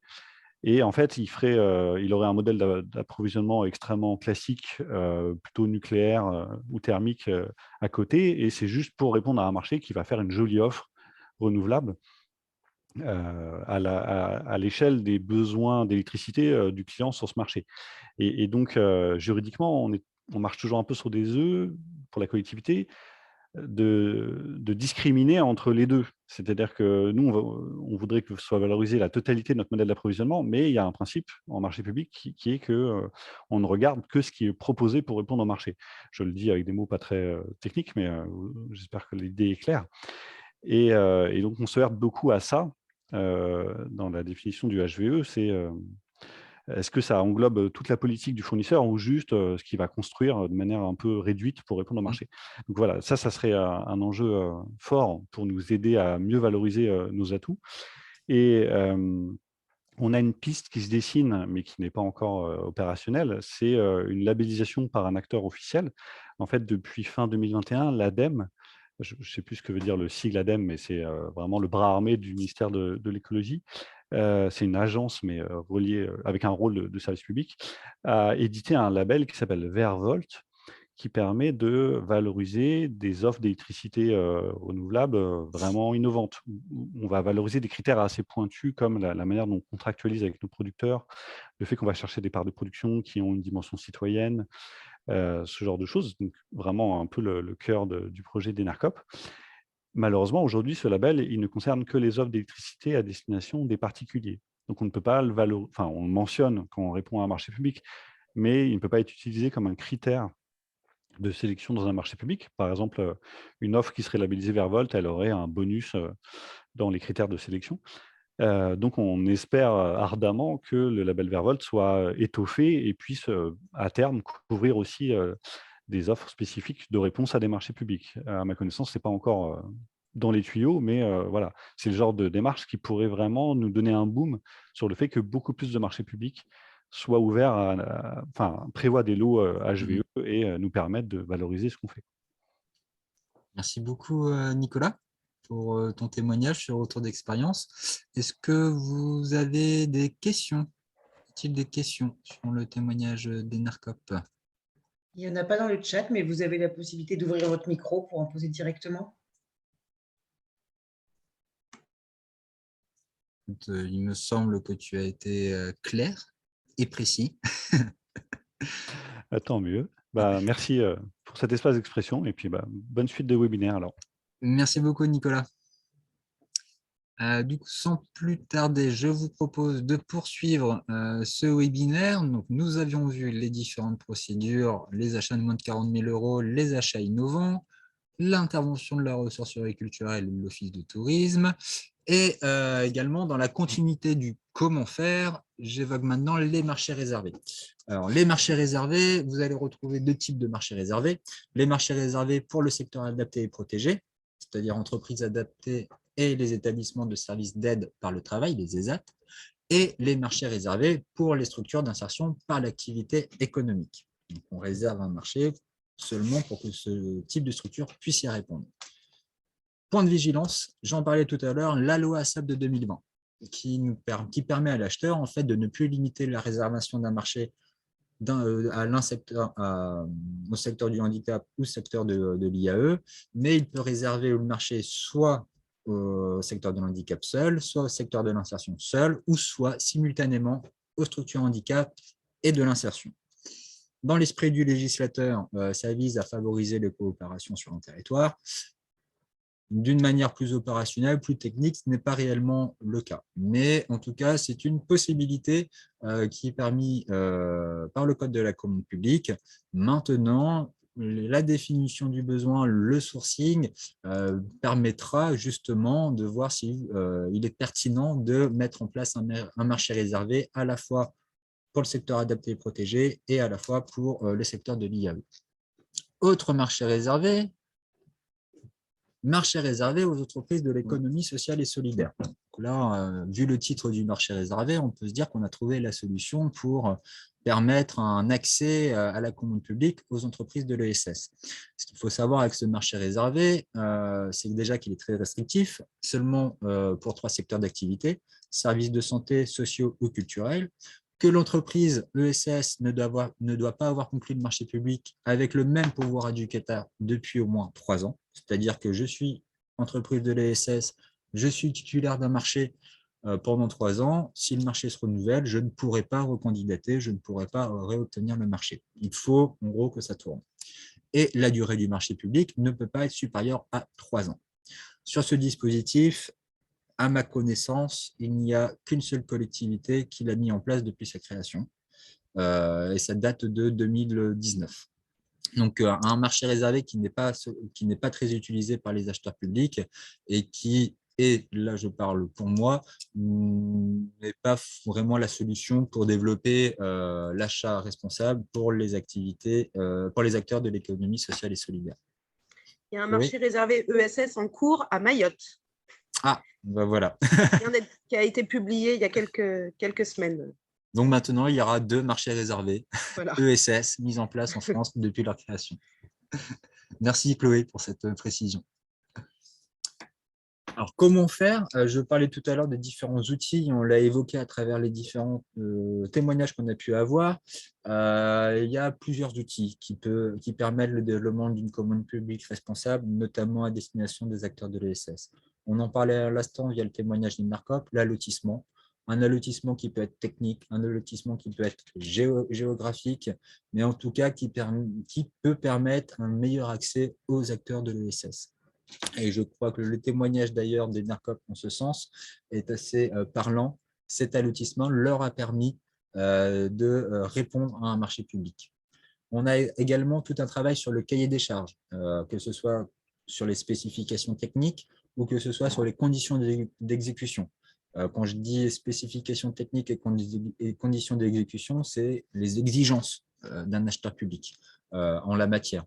Et là également, la définition du besoin, le sourcing va vous permettre d'adapter éventuellement votre cahier des charges. Je ne dis pas de faire du copier-coller, mais en tout cas de mettre en place un cahier des charges qui permettra aux acteurs de l'ESS d'y répondre. On a éventuellement l'autorisation des variantes. Les variantes, c'est le fait qu'un candidat puisse proposer une solution alternative à l'offre de base. Et c'est souvent également l'occasion pour le candidat de mettre en avant ses propres spécificités, que ce soit d'un point de vue environnemental ou d'un point de vue social.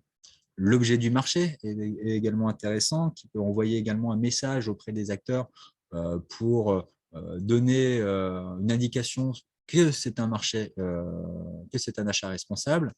Et on en parlait également, les critères d'analyse avec une évolution en la matière assez importante où aujourd'hui l'acheteur public peut vraiment réfléchir, avoir une piste de réflexion sur les différents critères et pas seulement les critères prix, mais d'autres critères qui permettent également de valoriser des offres ESS sur son territoire.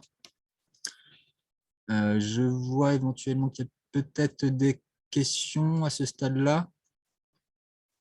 Y a-t-il trouvé les... Il y avait une question sur le marché de Mayotte dont je parlais, et donc j'ai mis la référence dans le chat. Et il y a une autre question sur où trouver les entreprises de l'ESS et on y répondra. En tout cas, pour revenir sur ce slide-là, vous avez différents outils. Maintenant, il faut savoir bien les manier et bien les utiliser pour avoir justement le résultat que l'on souhaite obtenir. Et on a beaucoup parlé de ce que peuvent faire également les acheteurs en la matière, mais il n'y a pas que les acheteurs qui peuvent développer les achats responsables. Et il y a également les acteurs de l'ESS qui peuvent créer des opportunités. Et pour ce faire, il y a quand même des points importants à mettre en avant. Tout d'abord, la sensibilisation auprès... Pareil, le témoignage d'Inarcop est assez intéressant en la matière. Sensibilisation des élus, des agents, voire même des entreprises classiques qui répondent au marché public sur ce qu'est l'économie sociale et solidaire. Donc, c'est ici multiplier des actions de sensibilisation, développer les échanges par filière qui vont permettre aux entreprises de l'ESS d'accéder à la commande publique. Autre point, c'est la formation. La formation des entreprises de l'ESS à la commande publique, pour mieux comprendre les enjeux et les obligations de la commande publique et pour mieux répondre aux besoins des acheteurs publics. Et là, j'insiste sur un point, sur la rédaction du mémoire technique. C'est ce mémoire technique qui va vous permettre de faire la différence par rapport aux autres candidats. Et par contre, il faut savoir aussi comment le rédiger, qu'est-ce qu'il faut mettre en avant. Et enfin, la coopération. La coopération à différents titres. Tout d'abord, formuler une réponse collective, et là je fais référence au groupement momentané d'entreprise, qu'ils soient solidaires ou conjoints. Ces groupements permettent d'associer différents acteurs de l'ESS en vue de répondre à un marché public. Et ainsi, éventuellement, un acteur ESS seul ne pourrait pas y répondre. Si vous êtes plusieurs, là, il y a une possibilité d'y répondre. Et là-dessus, j'ai une illustration. Récemment, le conseil départemental de Maine-et-Loire a publié un marché réservé, remplacement de personnel technique dans les collèges. Et il y a 14 associations intermédiaires du territoire de Maine-et-Loire qui ont uni leurs forces, j'ai envie de dire, pour répondre à ce marché et couvrir l'intégralité du territoire.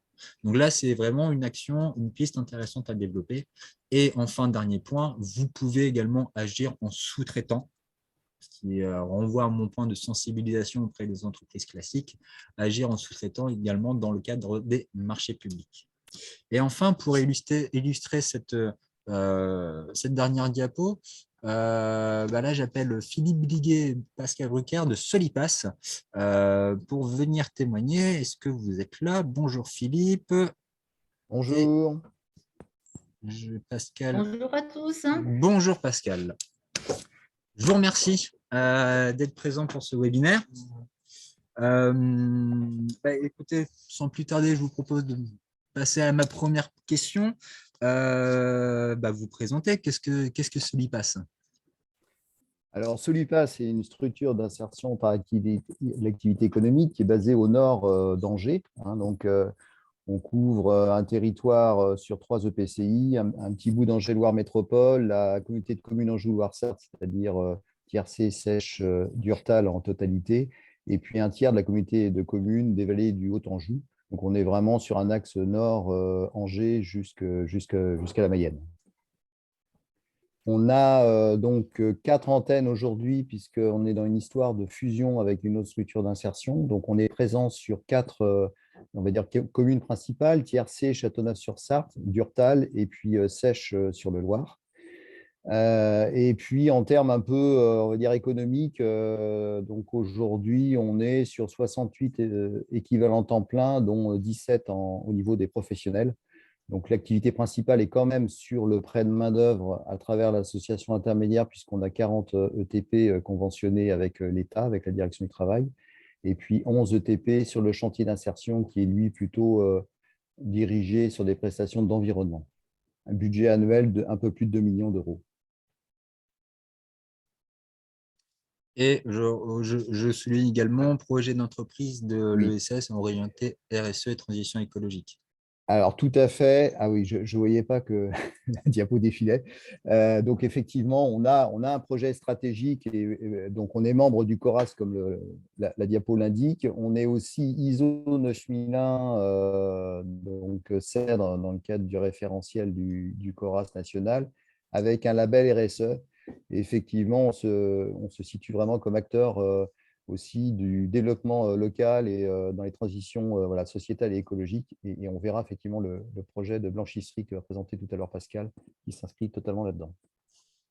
Merci pour cette présentation de Solipass. On le sait, là j'évoquais tout à l'heure le marché réservé du conseil départemental de Maine-et-Loire, d'ailleurs auquel Solipass fait partie du groupement. Il se trouve que Solipass a développé aussi, j'ai envie de dire, une activité à l'instar d'Enercop, commande publique, depuis quelques années. Comment vous avez pu développer cette activité et comment vous la travaillez aujourd'hui, cette activité commande publique? Alors, c'est vrai que, donc, je ne sais pas s'il peut passer la deuxième diapo.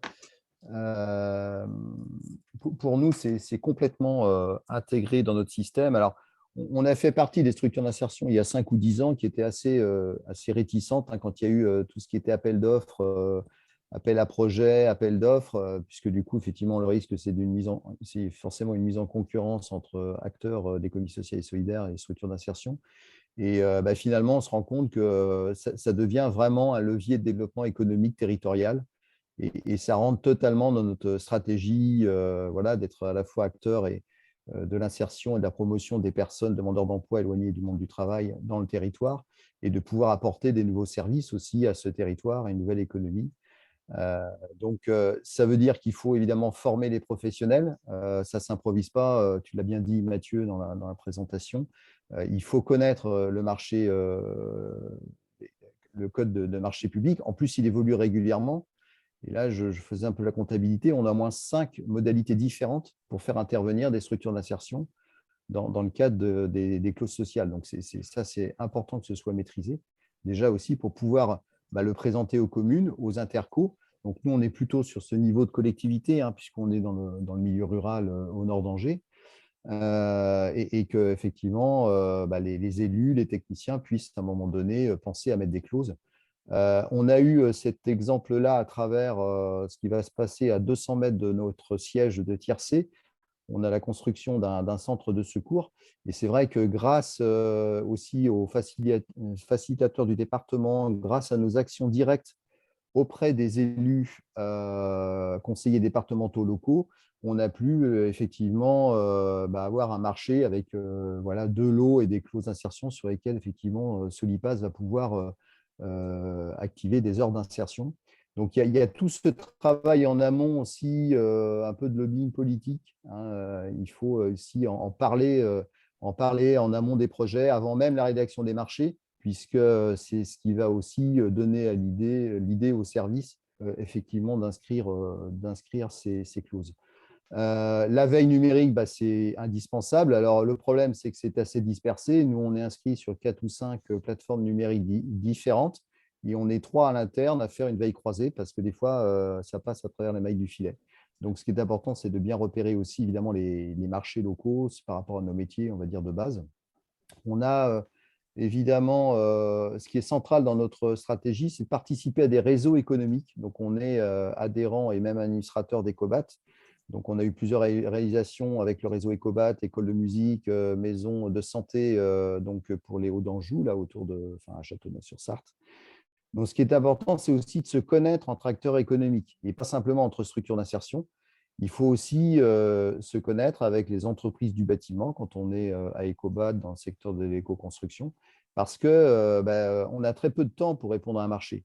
Donc, si on ne se connaît pas, faire tout en 15 jours, 3 semaines, c'est souvent compliqué d'apporter effectivement une réponse de qualité. Donc, ce qui est important, c'est d'investir aussi les réseaux économiques en amont. Et puis, à travers l'association intermédiaire qui est vraiment sur le prêt de main-d'œuvre, à travers le chantier d'insertion, on est plus sur la prestation de services.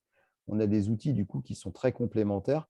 Donc, on peut faire du prêt de main-d'œuvre, donc ce qui s'est passé sur 3 lots là, par rapport à l'école de musique, et puis de prendre en tant que tel un lot nettoyage fin de locaux, qui nous a donné l'occasion d'ailleurs de faire une formation professionnelle, parce que ce que je n'ai pas dit, c'est que Solipass gère aussi un organisme de formation en parallèle qui s'appelle Faire et Savoir. Donc voilà, on peut aussi faire de la place pour former des personnes en insertion et faciliter donc les passerelles vers l'emploi et les employeurs. La connaissance des entreprises locales, j'en ai parlé. Et ce qui se passe aussi, c'est que dès qu'on rentre des entreprises sur une première opération clause sociale, en général, elles reviennent vers nous. C'est-à-dire qu'en fait, si elles ont d'autres marchés ailleurs, même sur des territoires, on va dire, voisins, elles viennent nous chercher en disant ça y est, on a notre partenaire. Donc, ça fidélise aussi des partenariats économiques avec les entreprises, et ça, c'est important de le dire. Et puis, il faut évidemment entretenir le dialogue avec les élus, les agents du territoire, parce que souvent, ils peuvent changer.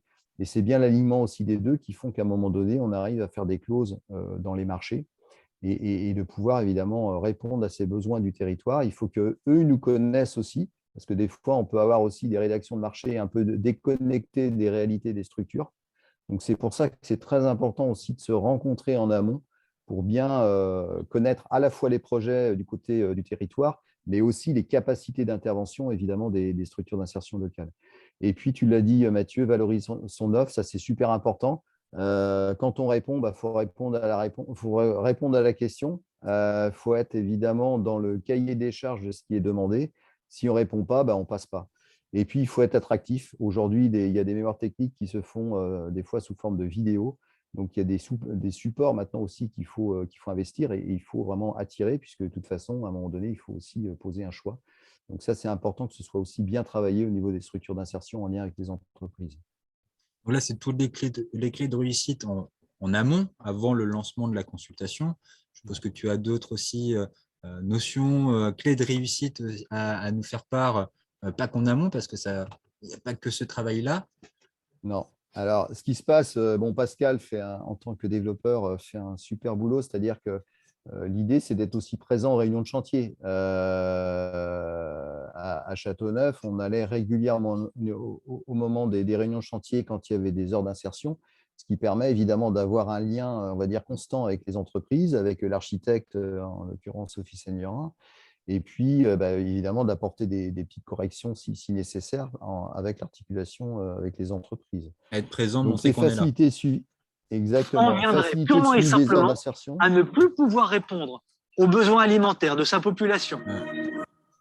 Merci. Je pense qu'on est sur une autre thématique. Voilà. Je t'en prie, reprends, Philippe. On revient au bâtiment. Faciliter le suivi des heures d'insertion, parce que c'est vrai que les entreprises nous prennent les clauses sociales souvent pour une difficulté, quelque chose qui embête, ce qui n'est pas forcément faux au départ.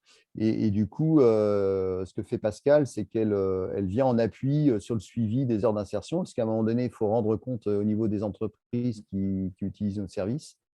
Donc ça, c'est des choses qu'on peut co-construire aussi avec l'entreprise. On le fait régulièrement et pour nous, c'est super important de tenir aussi un compteur d'heures d'insertion par rapport à l'activité générale de la structure. L'entretien du réseau de facilitateurs, eh bien, chez nous, c'est très présent à la fois sur Angers-Loire Métropole avec Aldev. J'ai vu que John Pilar était dans les participants. Et puis, avec le département du Maine-et-Loire, Emmanuel Delanne notamment. Donc, c'est important parce que ce sont eux qui portent aussi la relation avec les entreprises, qui peuvent aussi nous alerter quand il y a des marchés qui peuvent nous intéresser. Donc ça, effectivement, on travaille aussi main dans la main par rapport à ça. Valorisation dans le cadre de salons de l'ESS. Bon, on a eu l'occasion avec le CORAS au niveau régional d'avoir un prix régional sur l'opération Maison de la Santé, donc à travers le partenariat Ecobat. Donc, c'est aussi de valoriser, évidemment, dans la presse, dans les médias, tout ce qui peut être construit dans ce cadre de commande publique. Et puis, travailler en réseau, ce n'est pas simplement travailler entre structures d'insertion, c'est aussi, mais je l'ai déjà dit, avec les entreprises. Là, je vais vous donner un petit exemple. On a une réponse en cours pour un bailleur social, on va dire départemental, et on va chercher une entreprise privée parce que les structures d'insertion ne sont pas forcément suffisamment denses dans leurs réponses. Et du coup, sur des lots géographiques extrêmement larges, sur ce marché-là, nous, on va répondre à 20% du lot, mais on va s'associer avec une entreprise privée du paysage qu'on connaît bien, puisqu'on est déjà sur d'autres marchés avec eux. Le département passe des marchés d'insertion type Jussi sur l'arrachage de lagues invasives. Donc ça fait quand même fonctionner 5 ou 6 chantiers d'insertion. Solipas est mandataire du groupement là-dessus. Donc voilà, donc c'est vraiment de travailler en réseau, on l'a déjà dit, mais voilà. Et puis, relation avec la collectivité, oui, c'est ce qu'on disait, il faut effectivement se connaître pour aussi bien caler le marché suivant les capacités on va dire, géographiques, techniques, humaines de la structure d'insertion. Donc ça, c'est important aussi de pouvoir le faire, évidemment, avant la rédaction du marché. Et puis, les clés de réussite, c'est plus en forme de synthèse et de conclusion. Donc, c'est forcément connaître les clauses, se former, se positionner aussi stratégiquement. Nous, on en fait effectivement un positionnement RSE et on va dire d'acteurs liés à la commande publique par rapport au territoire. Et puis, mobiliser les acteurs, être vraiment très en amont des projets pour pouvoir aussi dire à un moment donné, ce projet de construction, est-ce qu'on ne peut pas le faire avec des matériaux biosourcés? Est-ce qu'on ne peut pas le faire avec des principes d'éco-construction?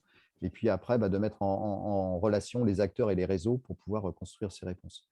Donc, voilà ce que je voulais vous dire. Donc, c'est un travail passionnant de réseau et de construction du territoire, à travers des services, à travers des bâtiments, des différentes productions. Merci Philippe. Et ce que tu soulignes comme clé de réussite, on l'a justement, on a beaucoup parlé pendant ce webinaire.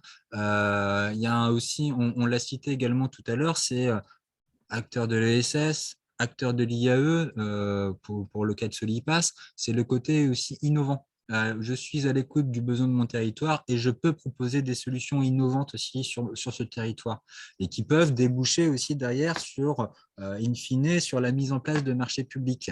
Et à ce titre-là, vous avez également donc un témoignage, un retour d'expérience extrêmement intéressant qui est celui de la blanchisserie éco-construite des couches lavables. Donc là, je suppose que c'est Pascal qui va prendre la parole là-dessus. Bonjour Pascal. Bonjour, tout à fait. Alors, la blanchisserie, la genèse de cette histoire, c'était en 2016 où le SICTOM, c'est le syndicat d'ordures ménagères de notre territoire, a fait appel à nous dans le cadre du territoire zéro déchet, d'un codec. Et ils avaient pour objectif donc, de diminuer les déchets et ils ont eu l'idée de diminuer des déchets dans les crèches, parce que les couches sont quand même vecteurs de beaucoup de déchets. Donc ça, c'était les tout premiers rendez-vous. En 2019, c'est la CCALS qui a fait, avec le SICTOM, qui a fait appel à nous en disant, nous, on a 8 crèches. 8 crèches, ça représente 128 enfants, en sachant qu'un enfant, ça produit 1 tonne de couches de la naissance à la propreté. Donc, ça représente énormément de déchets. Et donc, ils se sont dit, pourquoi pas mettre en place des couches lavables avec l'externalisation du lavage, parce qu'en crèche, c'est quand même très difficile de laver autant de couches. Et donc, nous, on est rentré dans cette boucle-là en faisant une étude de faisabilité, d'opportunité d'abord, une étude d'opportunité avec Angers Technopole, qui accompagne les porteurs de projets innovants. Donc, cette première étude a été concluante, qui a débouché sur une deuxième étude. C'est l'étude de faisabilité, qui est donc pilotée en partenariat avec Solipass et la CCALS. Et donc, c'est l'étude de faisabilité plus recherche de financement. L'étude de faisabilité, c'est quelque chose de très concret qui vient de se terminer. C'est le lavage de couches de 2 crèches de la CCALS, donc de 2 crèches, ça fait 18 enfants sur 6 semaines, parce qu'il fallait qu'on trouve la bonne couche, c'est-à-dire la couche qui peut supporter autant de lavage, tout en étant une couche éco-responsable, c'est-à-dire où il y a une traçabilité des matières et de la fabrication qui soit elle aussi irréprochable. Donc, avec l'étude de faisabilité, on a pu mettre en place un cahier des charges et on a donc sélectionné 4 fabricants de couches qui sont tous sur le territoire français. Et on a fait donc entre les 2 crèches, elles ont chacune deux sortes de couches différentes pendant 3 semaines. Puis on a inversé, c'est les 2 autres crèches qui ont essayé les couches pour que sur les 6 semaines, les 4 couches soient passées dans les 2 crèches.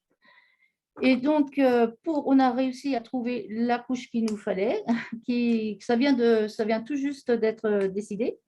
Et donc, il y a encore un peu de travail dessus. Donc, on va continuer à travailler avec le concepteur de couches. Et nous, on a commencé à faire donc l'AMO, c'est-à-dire l'assistance à maître d'ouvrage avec Ecobat pour la conception du bâtiment de la blanchisserie. Alors, la conception se fait avec Ecobat Solutions et avec une équipe de projet. Donc, l'équipe de projet, c'est un chef de projet et des consultants extérieurs qui sont spécialisés dans la blanchisserie. Et parce que nous, on veut mettre en place un projet à haute performance environnementale, HQE, et pour cela, il fallait aussi une équipe qui soit au top au niveau tout ce qui est bâtiment et tout ce qui est éco-construction. Donc, cette AMO, elle est en cours, elle est en train de commencer et on espère qu'en 2023, la construction commence avec donc Solipass en maître d'ouvrage, avec donc la rédaction et la réalisation du bâtiment. Dans cette réalisation, dans la construction du bâtiment, il va y avoir des heures d'insertion, il va y avoir des heures de formation, des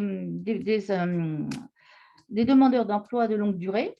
Et puis, il y aura donc des entreprises pour sensibiliser donc, les entreprises aux demandeurs de longue durée et puis permettre aussi de pérenniser les emplois dans le BTP. L'ouverture de cette blanchisserie doit avoir lieu début 2024 et ça sera dans le cadre d'un chantier d'insertion. Merci beaucoup, Pascal. On voit bien à travers ce témoignage cette réponse en fait d'un besoin du territoire, que ce soit tant sur le plan environnemental que sur le plan social, et toute la construction, le travail qui est fait multi-acteurs et qui derrière, comme tu veux signaler, dès l'ouverture de 2024 de la blanchisserie, la possibilité, vous seriez armé pour répondre aux besoins des collectivités, aux besoins des acheteurs publics sur ce sujet-là. Merci beaucoup, Solipass. Je ne sais pas s'il y a des questions derrière. Non, pas de questions. Je ne vois pas. Merci beaucoup, Solipass, pour votre intervention. Et puis très inspirant, en tout cas pour ma part. Hop, sans plus tarder, parce que le webinaire va bientôt se terminer, j'essaye de reprendre ma souris. Voilà. Hop. On arrive aux différentes ressources qui sont disponibles, que vous allez retrouver. Le diaporama vous sera envoyé à la suite de ce webinaire. Ressources de différents ordres, différents guides sur les achats publics responsables que vous allez pouvoir retrouver sur le site économie.gouv. Si vous voulez avoir plus de liens également avec les acheteurs publics des territoires des Pays de la Loire, allez consulter et échanger avec Reseco. Vous avez le site internet sur le slide. On parlait tout à l'heure de sourcing. Et là, je te laisse peut-être en dire quelques mots là-dessus, Chloé. Oui, pas de souci. Merci, Mathieu. Alors, pour faciliter le sourcing, on a la chance dans notre région d'être une terre de réseaux. Donc, il y a des réseaux à la fois par domaine d'activité. Donc, on voit sur la slide, il y a plusieurs réseaux dans le domaine de l'insertion par l'activité économique, le réseau de l'UNEA pour les entreprises adaptées. Mais il y a aussi des réseaux dits territoriaux, donc qui fédèrent les acteurs de l'ESS à l'échelle de chaque département de notre région. Ce sont vos interlocuteurs de proximité pour être mis en lien avec les acteurs de l'ESS. Dans les autres régions, il n'y a pas d'équivalent, donc adressez-vous à la CRES, c'est-à-dire le niveau régional. On a à l'échelle de plusieurs CRES, donc sur 7 régions de France, créé un outil qui s'appelle Carteco, dont vous avez le lien sur la slide, qui recense l'ensemble des acteurs ESS qui agissent dans le domaine de la transition écologique et qui sont du coup cartographiés de manière très détaillée sur ce site internet. Les Pays de la Loire et les 6 autres régions sont des régions pilotes, donc à terme, toute la France sera couverte. Vous y retrouverez par exemple la ressourcerie culturelle ou Enercop qui ont témoigné aujourd'hui.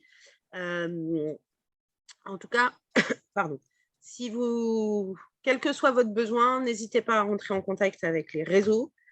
C'est quand même les mieux placés pour vous mettre en relation. Et on organise régulièrement avec ces réseaux ce qu'on appelle des espressos, qui sont des rendez-vous d'affaires pour que se rencontrent les acheteurs et les structures de l'ESS qui ont des prestations à proposer. Et bien sûr, si vous souhaitez avoir plus d'informations, n'hésitez pas soit à me contacter ou soit à contacter Solène Bigot et on fera un plaisir, pardon, j'ai trop parlé pendant 2 heures, on fera un plaisir de vous répondre et vous donner plus d'informations. C'est la fin de ce webinaire. Chloé, as-tu quelque chose à ajouter? C'est bon pour toi? Bonne journée à tout le monde. C'est bon pour moi également. Bonne journée à tout le monde, on est dans le timing. À très bientôt. Au revoir.